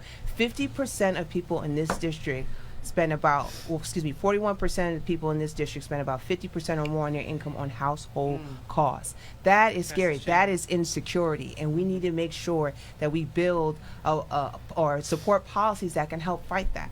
And it's supposed to be like a third of your income is supposed to go to your mortgage, rent, all of that stuff. Right. We have people spending. You said there's people 60-70% of their income goes to keeping a roof over their head. Right. I mean, And then they give 10% to the church. and then they're cutting the SNAP program. Yes. Yeah. Yes. But giving millions of dollars to farmers over. Yeah. Like, you know what I'm saying? For something that he caused. Yes. You know what I'm saying? Like, it wasn't like, so. Yes. Yes. Through a unilateral decision making by initiating a trade war with China. I mean, come on. That's just unrealistic. We knew, as far as predicting that was going to be catastrophic for the economy and the farming industry when he did that. It just didn't make any sense. Now, what is it? The 17th district, 16th? Yes, 17th. What is the 17th district for people that don't know? How big? What does that encompass? What's It's huge. We got Peekskill. We have Mount Pleasant. We have Chappaqua. We have Millwood. We have Austin. We have Terrytown. We have Dolls Ferry. We have Irvington, White Plains, Greenburgh, Rybrook, and a lot of other places. Mount Kisco as well. Summer Duchess? Is it Summer Duchess? No, they're not part of the district. Oh, okay. As well as Rockland, excuse me. It's part of Rockland. Yes, Rockland as well. Right. Mm-hmm. So what would be your first order of business? Definitely work on economic security policy. That is something I want to do. Definitely try to resolve the healthcare issue. I think that is so important, especially the fact that, like I said before, you have so many people right now that are dealing with diseases like cancer. You need to make sure people have access to affordable health care. So being able to make sure we stabilize that is very important. Saving Social Security is a big deal too. Work on an anti-gun violence bill as well is very important to me. And others. I will tell you a personal story in White Plains. I was actually almost shot at in White Plains because a little kid had a firearm. Instead of him wanting to fight a guy that he was mad at, he decided to pull out a firearm and started spraying. And at the next thing you know, I almost walked in the line of fire with my sister. Well, good thing I had that military training, right? But something that we definitely need to work on that as far as making sure we support universal background check. Very important. I also want to work on environmental policy, supporting the Green New Deal. Very important. You've seen that issue going on and on in terms of water security here. You're seeing a trend coming from Flint, Michigan to Newark, now into New York, where the water issue is a big issue, and we need more federal funding to upgrade our aquatic system. So that's something I definitely want to work on as well. One of the things Damon and I were talking earlier, and we were talking about we were having a debate on being on the brink of World War III. But I believe that the war that is being waged right now is not the traditional war of boots on the ground. It's this technology. Yes. We have been, whatever side you stand on, whether you believe that they affected our election and got Trump in, but our election was compromised, whether it was against Hillary or for Trump or whatever, and we have not put things in place to combat that. one of the things that's concerned with doing all these things, fighting all these wars and all these other, we're not spending the money and we're not upgrading our systems to fight this new war. Right. Which, I mean, maybe there won't need to be no missiles or nothing, because if they can compromise our our political systems, what stops them from compromising our military systems? Right. Well, you understand what I'm saying? Yes. In 2016, after that, Department of Defense noticed that, hey, we've lost that war against the Russians when it comes to info operations, right? So they started pouring more money to train up, people in government and the private sector on how we can counter disinformation. Because, the Russians, as well as non-state actors like terrorist groups like ISIS, were really good at spreading disinformation, recruiting online, just really doing a good job discrediting American image and power and becoming very influential to American voters. And then you started seeing that became more of a problem, where they were exacerbating race relations between African Americans and extremists, targeting, black churches, trying to get the KKK to go after African Americans. But the core problem here that we're having in the United States, that there are still people that don't believe that they were targeted by disinformation or propaganda as a way to sway or influence the campaign. So what you're seeing right now is that it's more reactionary. The big buzz right now is the election security, making sure we protect our servers or our election machines, and also we're starting to see where government is doing a better job as far as countering disinformation. However, our enemy, our adversary, they're really good at that. And one reason is because they didn't want to really go against us in the battlefield, so they said, "Well, we're gonna get them in technology." Right. Well, yes. I mean, look at going backwards, looking back at the Pearl Harbor situation. So they bombed us, right? Yes. And we cleaned their clock, and Japan ended up taking over America without an army. Yes. Through the business, and they like almost took over America for a minute. Like they controlled, like you had to learn Japanese to get certain business. Like I mean, they showed a whole new way to come at us. Right. And I don't think we're prepared. I'm tossed on whether this needs to be handled totally on the federal side or the federal and states individually. I mean, how we need to handle all of this on all levels. Yeah. I mean, it's on levels.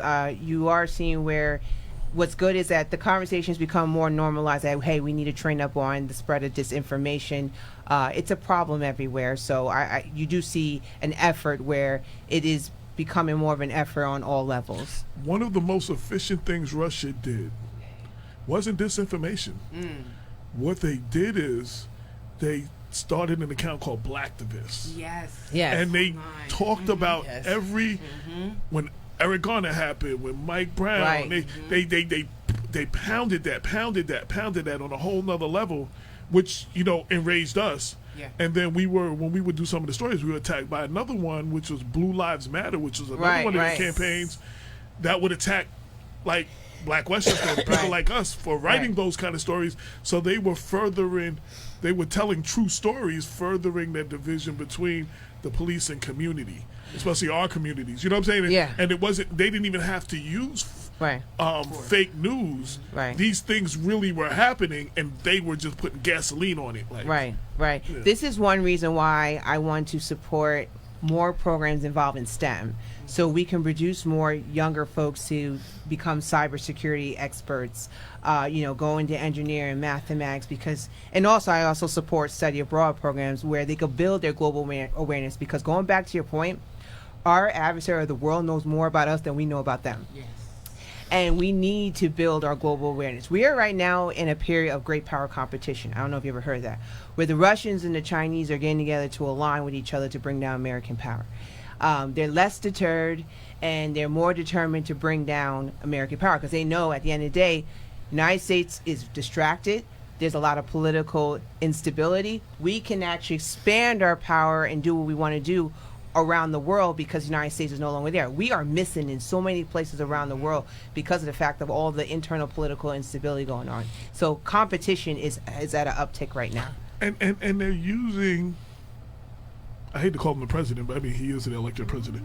They're using the individual in the White House as a pawn to weaken us with NATO Yes. to weaken us with we're allies, with Right. holding that money with Ukraine. Right. Like, how can you trust us to have your back for the first time ever? Like, probably. You know Right. what I'm saying? Like, Right. that probably was never a question.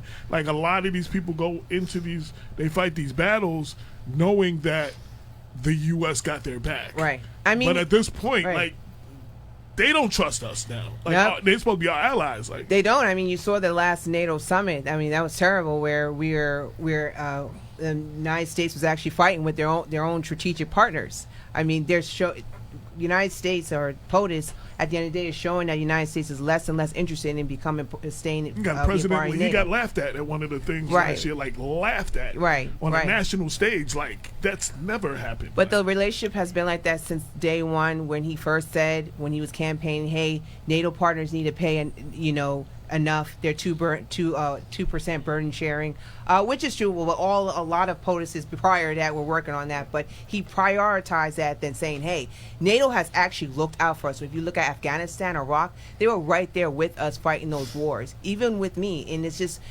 just misleading to the American people that you're prioritizing, small little issues versus what they have actually done as a contributor to defend us against global terrorism. They had our back at 9/11. I mean, Yes. like, because nobody knew what the next thing was going to be. Like, Right. our allies was, ready to have our back on that level. And Right. if we don't, that bothers me on that. I mean, being in Congress, there's only so much power you would have in that situation, in those situations. But I just wanted to hear your ideas on those things. Well, when you look at the legacy of Nina Lowey, the one thing I will say I agree with what she's done. She was actually fighting to make sure that our foreign policy tools were all in place to implement our national security around the world. So when you look at our State Department right now, it's gutted, it's skeleton. We don't really have diplomats right now around the world. A lot of them are missing as a result of the executive office just gutting and removing a lot of diplomats and not appointing enough ambassadors. So she tried her best to make sure that they secured enough funding to have representation there. Also, U.S. aid, that has also been a target too by the executive office. So when you have natural disasters like what happened in Haiti, United States traditionally is part of our norms or our values to provide aid to these countries, but if you keep gutting it, we're going to become off insufficient. And, also we have a situation where she's done a good job with trying to make sure we had more representation at the United Nations. Well, under this administration, you're seeing a decline in American leadership, whether it was dealing with budget, being very aggressive at the Security Council. So in terms of foreign policy, I would do the same thing as far as protecting our national security foreign policy tools in Washington. Absolutely. Shout out to everybody who's tuned in. One of the things, questions that came up as you were talking, and I was trying not to forget. So, Nia Lowey's been there, we said 31 years. 31 years. She has a great deal of supporters that support her, and her as she's been in there. There's, again, 10 candidates running. Right. For the Nia Lowey supporters, how are you most like her and would carry on the work she's doing? Oh, absolutely. Well, there's a lot of things I would say. I do support the after-school programs that she supported, like Headstrong. I think that's something we definitely need as far as making sure that young people have access to after-school programs. She was also there to fight off for the health care. She supported the ACA. I support the ACA as well. She was big on growing STEM programs.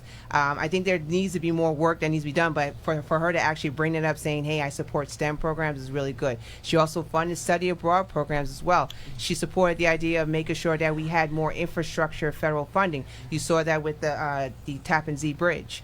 So she was very aggressive on many fronts where I felt that was good for us as far as upgrading or supporting specific policies that could help with society. So there's some stuff there that I definitely support. And then, I disagree on some of the things, as far as like the cost of living here has gone up significantly. You can't necessarily blame her for all, but I feel that as, what I would do different if I was her is definitely look into how can we work together as a state and federal to help bring the cost of living down, help bring down taxes. I mean, there needs to be more aggression here, in my opinion. Now, what do you feel that, if elected, you would bring to that district that is sorely needed at this time? Oh, I would bring in just new ideas, new leadership, just and being able to tackle on so many issues involving economic security, social justice,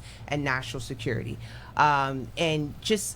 And what will be also great too is that I will be the strongest one on national security. Right now I am out of the 10 of us. So as mentioned before, that discussion that we were having, I understand those issues. I've implemented national security overseas as a veteran, as a deployed soldier. So I have hands-on experiences. I will support increasing teachers' pay. I'm a professor too. I understand how it is to be underfunded teacher, so I mean, there's just so many issues because of my experiences and on so many different levels. I will bring in a wealth of experiences that will help craft the best policies we need in this district. Now, I've seen it listed national security expert. What does that mean? What is your experience as national security? Yes, so I look at security threats, both foreign and domestic, that are threatening to our sovereignty. So foreign, of course, we were talking about our state actor adversaries like Russia and China. Also, terrorism. I've done a lot of counterterrorism work. And also looking at the soft threats like the environment. How does that impact us overall? And then I also look at the domestic issues. I think internal political instability in Washington is a threat to our national security. I also look at the economic security aspect where when you have a growing number of Americans that are not sitting well when it comes to economics and finances, I think that brings some sort of instability, and that leads to voting for people like Donald Trump. Right. So, I look at that as far as how does that impact our national security. Your experience for this position. Tell us a little bit more about what you've done, who you are on that level. Oh, absolutely. Well, when you look at legislation, I have legislation experiences. I've done global legislation at the United Nations. So when it comes to working across the aisle, I have been able to do that in a multilateral environment. If you, at the Security Council, you work with so many different countries and you have to craft policy, right, with so many different interests and equities. So I've done that as a practitioner. So global legislation is not a stranger to me. Also looking at as serving as a combat veteran, understand the defense budget. The defense budget is huge when it comes to our federal budget. It's like more than 60 or 70%. That's something that we can't afford to send someone down to Washington that doesn't understand defense and veterans issues. And so I have that. I've worked on that. I've been serving in the military. I worked with DOD on countless occasions and also implementing national security both in Iraq, Kuwait, and also in Jordan. So, and also I'm a teacher. I understand what our next generation needs. In terms of, STEM programs, as well as making sure they build their global awareness, as well as teachers need a higher pay. I've worked with my union on how to increase higher pay for teachers. So I have a wealth of experiences that are that could be very, very instrumental when it comes to crafting policy in Washington. So for anybody who's just seeing you for the first time, they're hearing you for the first time, they want to know more about you, want to, join your campaign or whatever, how do they contact you? Website, social media, email, contact information? Yes. So right now we have ashaforcongress.org. My website will be live really soon. You can also follow me at Asha Castleberry Hernandez on Twitter. You can also hit me up on Facebook at Asha Castleberry Hernandez, and also donate to our Act Blue account, Asha Castleberry Hernandez, as well. Okay. Lorraine, any questions that you have? No, I'm good. Okay. I'm very impressed. Okay. I'm very impressed. I really wish you the best. Thank you so much. I know of a couple of the other candidates, but I don't think they'll hold a candle to you. Hello. I'm like, everyone heard that? one in particular, like one of the first ones that came out, and he's like, all over the place and thinks he's a superstar. And I'm like, you're kidding me. She's going to beat the hell out of him. And you speak Spanish and Arabic? Yes. Oh, okay. Estoy aprendiendo español. Spanish and Arabic. Oh, wow. You know, my niece, Tasha Diaz, city council in Yonkers, she told me about you. Yes, I know her. She had a lot of help from the Arab community. Arab community is very active in Westchester County. Yes. Yeah, they really are. Yeah. Big up to my Arab people. Good They looked people. out for me in the Middle East. Yeah. We work together to protect our country. There you go. Now, is there anything I did not ask you that you want people to know about you, your candidacy, while you run anything? Yes, I do want to follow up on 2 more policies that I'm definitely want to work on, elected as your next Congresswoman. Financial literacy. I think that's a big deal. I know it's more state-driven, but I want to make sure that there's some sort of public-private alliance, empowering nonprofits to make sure that, and as well as churches, as far as making sure that we provide financial education to our next generation and adults too as well. I think that's very important right now. I'm economically woke right now, so I understand the importance of financial security, especially when it comes to low middle income households, black and brown folks, when you look at the racial wealth inequality issue. So I think that's very important. And also looking at, I want to definitely work on the impractical immigration policies. You know, we have to address this issue involving ICE. You know, looking at whether is it necessary to abolish them or is it a matter of changing their rules of engagement. But there's too many people in the district right now that are scared, they feel attacked, and we have to do something better in terms of making sure we fix that problem. And also looking at criminal justice reform, huge problem. Well, something that I definitely am going to work on. My sister's a correctional officer. We have a lot of people in law enforcement. She works with our co-host Damon Jones. Yes. And my brother too. And your brother, okay. Well, I know Damon told me he knows her. Yes. And I think he knows your father. He knows my father.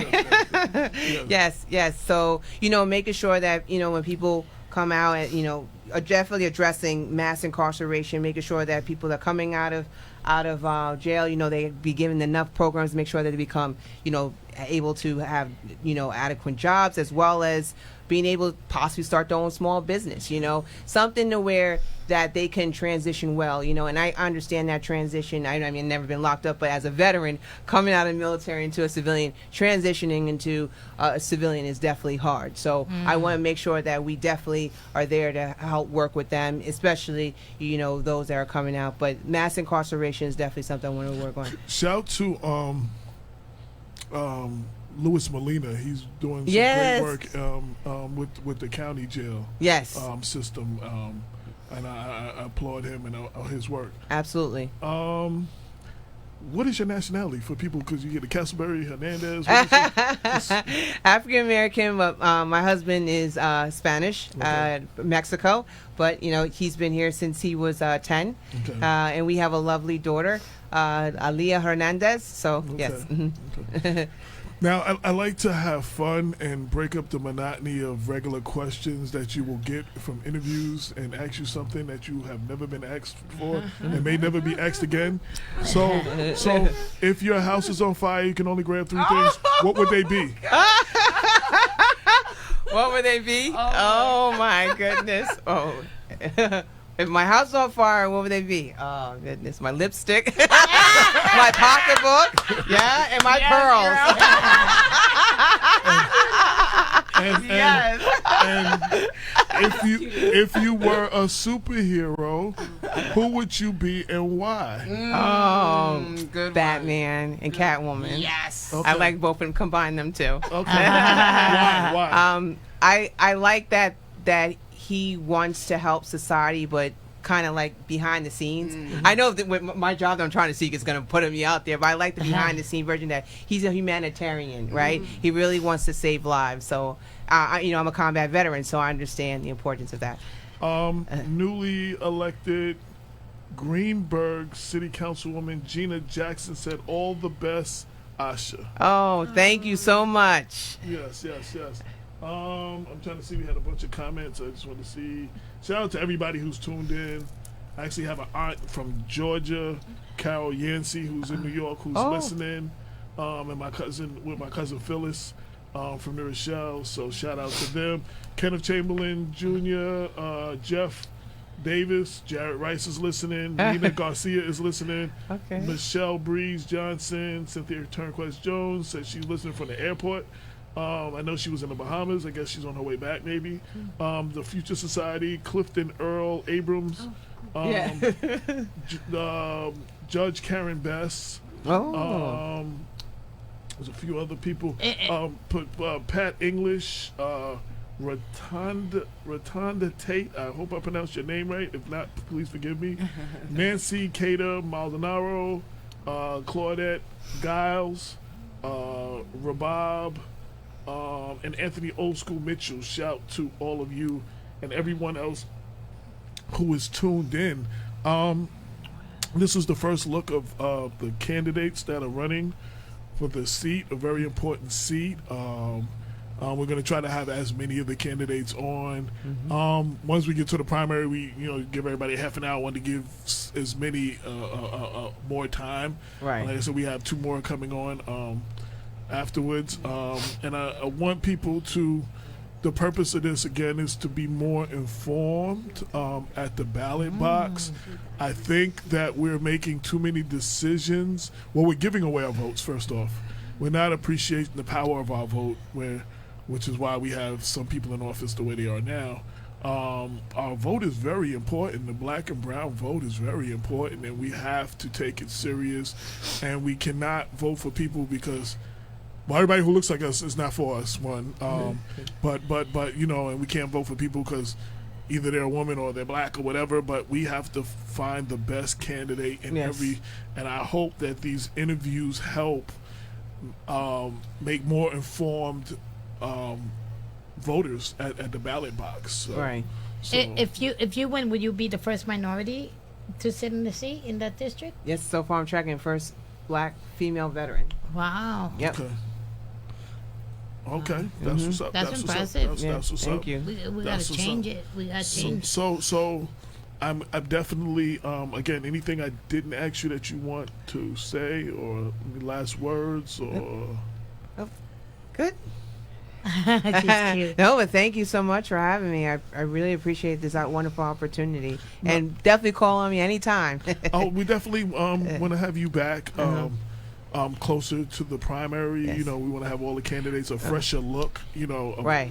of all the candidates and stuff. But definitely feel free to reach out to us, especially, if you want to speak on any issues with our national situation. Right. And when your expertise, that's why I asked you a lot of those questions. They necessarily didn't have to do with the election, but those are things that we're going on. She is. Right. And, well, yeah. And we need that in Washington. And we're going that. and we're going through some of these things, and I wanted to be able to address some of those things. We deal with a lot of local issues, but nationally. And I will tell you too, this is a federal job, right? Yeah. So you have to understand national policy, right? That's different from local policy, right? Yes. So I'm the best one right now that understands national policy when it comes to both foreign and domestic policy. I do have a last question for you. So, how do you feel about campaign finance? The reason I ask, I've seen in my limited time doing this, we've been doing this 5 years, but I've seen a lot of good qualified candidates that could not compete because of money, and excesses of money being spent. So they were just outspent. So sometimes we won't get the best candidate in a position because they can't afford to rock with some of these people that Like, say, just get Kamala excess. Harris. Yes. Like I think, that's a shame that I wanted to hear more from her, and that's a good example. You know what I'm saying? So what do you feel about? Because this is going to be an expensive race. Yes. This is going to be an expensive race. People who want to see her in a position understand. She's going to need money to compete. So let's and if understand you'd that. like to host a cottage party or a fundraiser, please reach out. But how do you feel about the whole campaign finances? I fully support it. So again, I'm from the middle class, and it is hard coming from middle class to actually do this. And I would tell you, I spent a lot of time fundraising, and it's unfortunate that the system is built to where it's based on money. That's when you see the inequality kick in.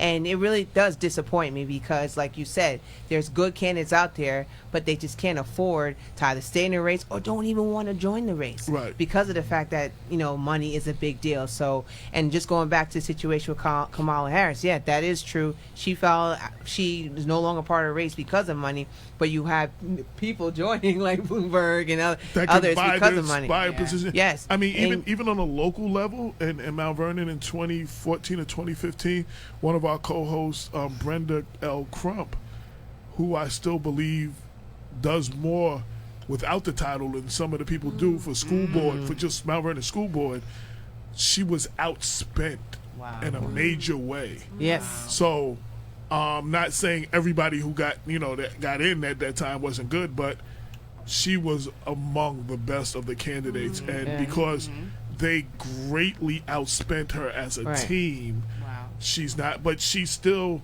these 5 years later, has done more for public awareness and does more without the position than some of the people that have the position. Yep. And I just wanted, taking everything local to people, our audience.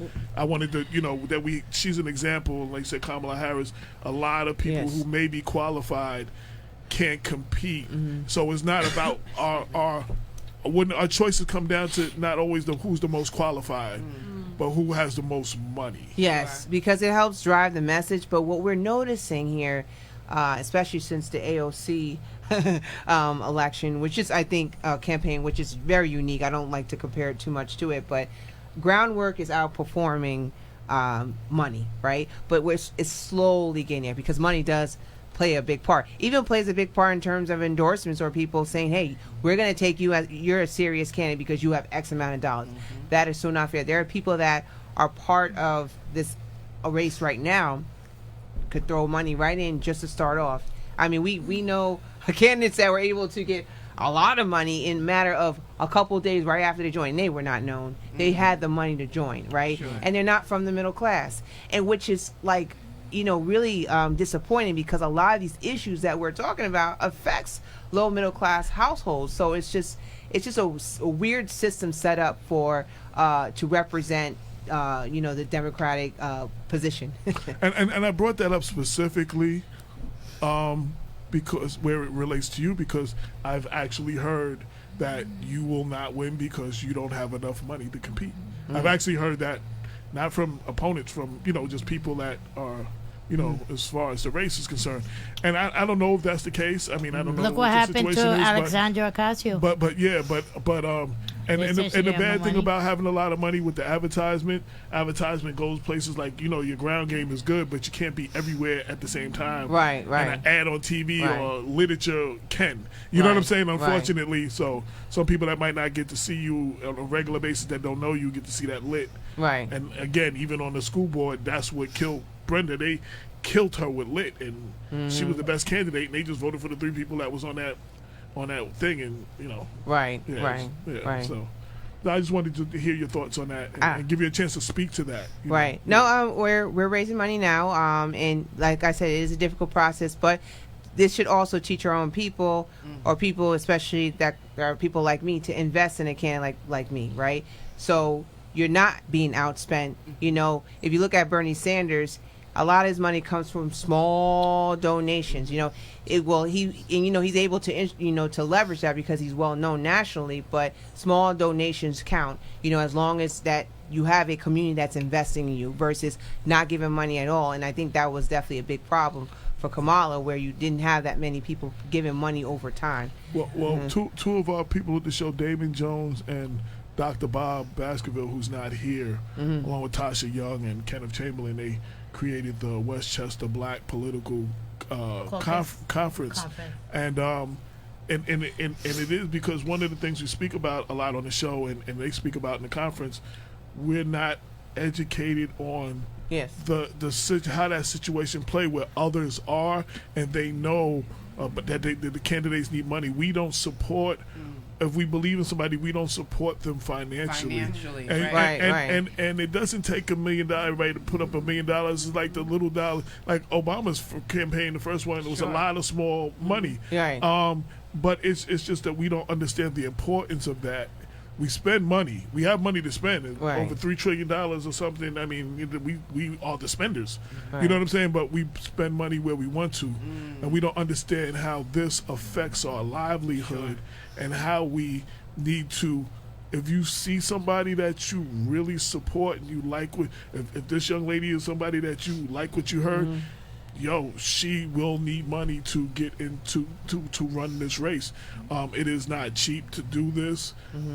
So we have to support our communities, have to support our people, and that's how we get our people in these positions, because most of the time they can't compete because of money. You know what I'm saying?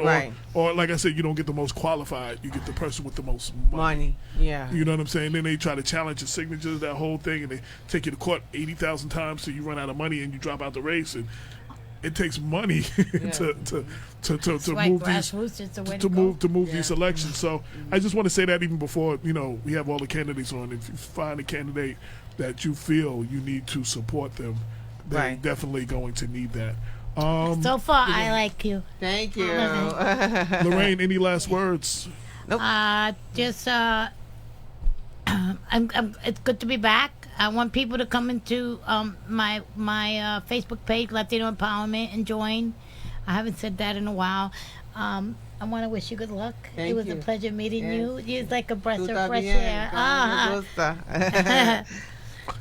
Priscilla, you have not been here for a while. Any last words? Any words for the people? Priscilla's rocking those awesome glasses. Look at those glasses. I see Priscilla these days. I don't see her in person too much. I see her on Facebook.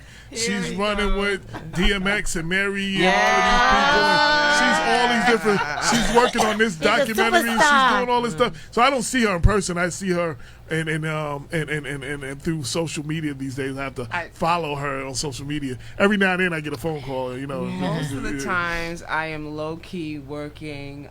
Grateful to be a part of Asha's campaign. My last words are: register to vote. Absolutely. Get to know your candidates that are running, and to get to know Asha on a more personal basis. She's very accessible.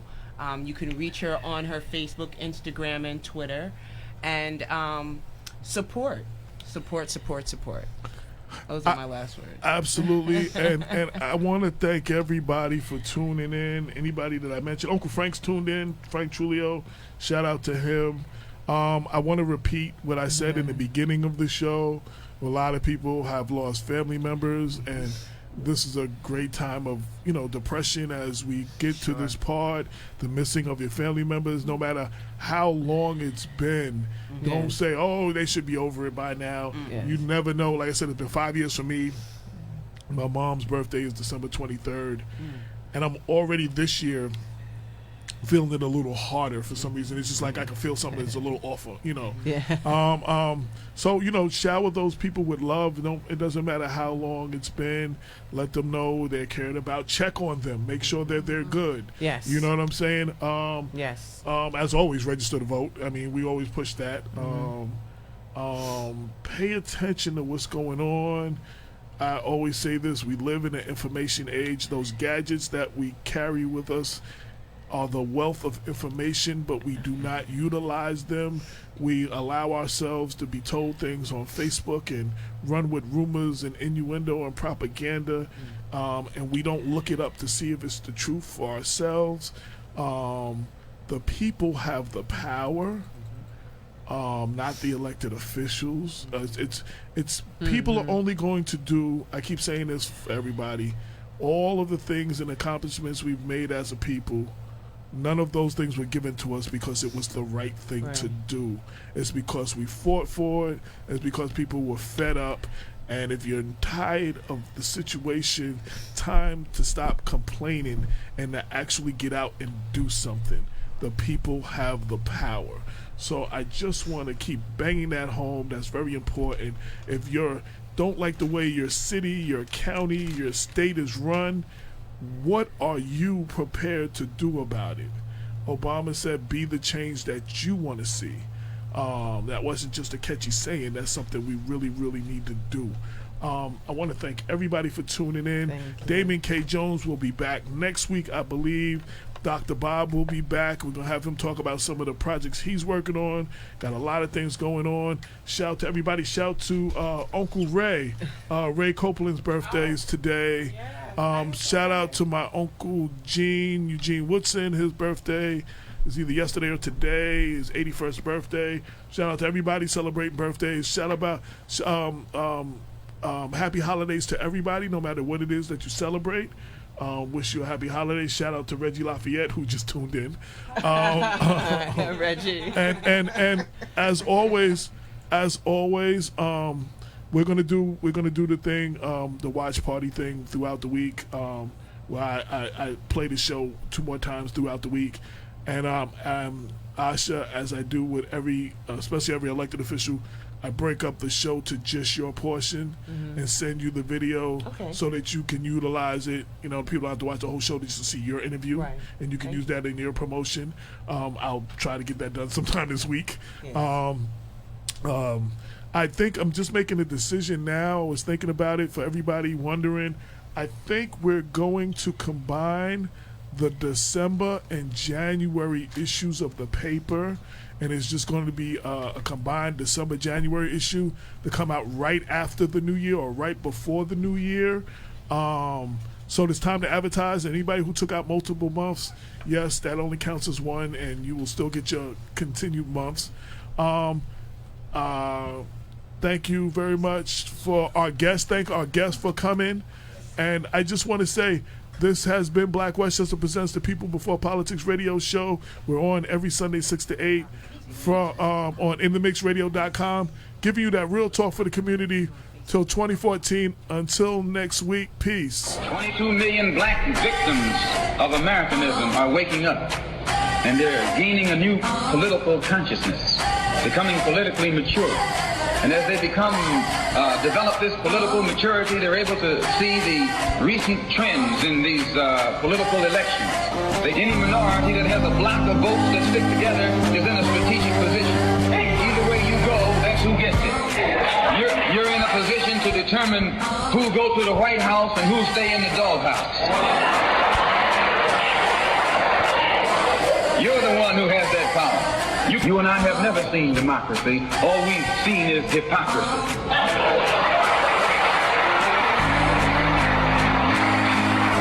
When we open our eyes today and look around America, we see America not through the eyes of someone who has enjoyed the fruits of Americanism. We see America through the eyes of someone who has been the victim of Americanism. We don't see any American dream. We've experienced only the American nightmare. We haven't benefited from America's democracy. We've only suffered from America's hypocrisy. And the generation that's coming up now can see it and are not afraid to say it. And are not afraid to say it. And are not afraid to say it. And are not afraid to say it. And are not afraid to say it. And are not afraid to say it. And are not afraid to say it. And are not afraid to say it. And are not afraid to say it. And are not afraid to say it.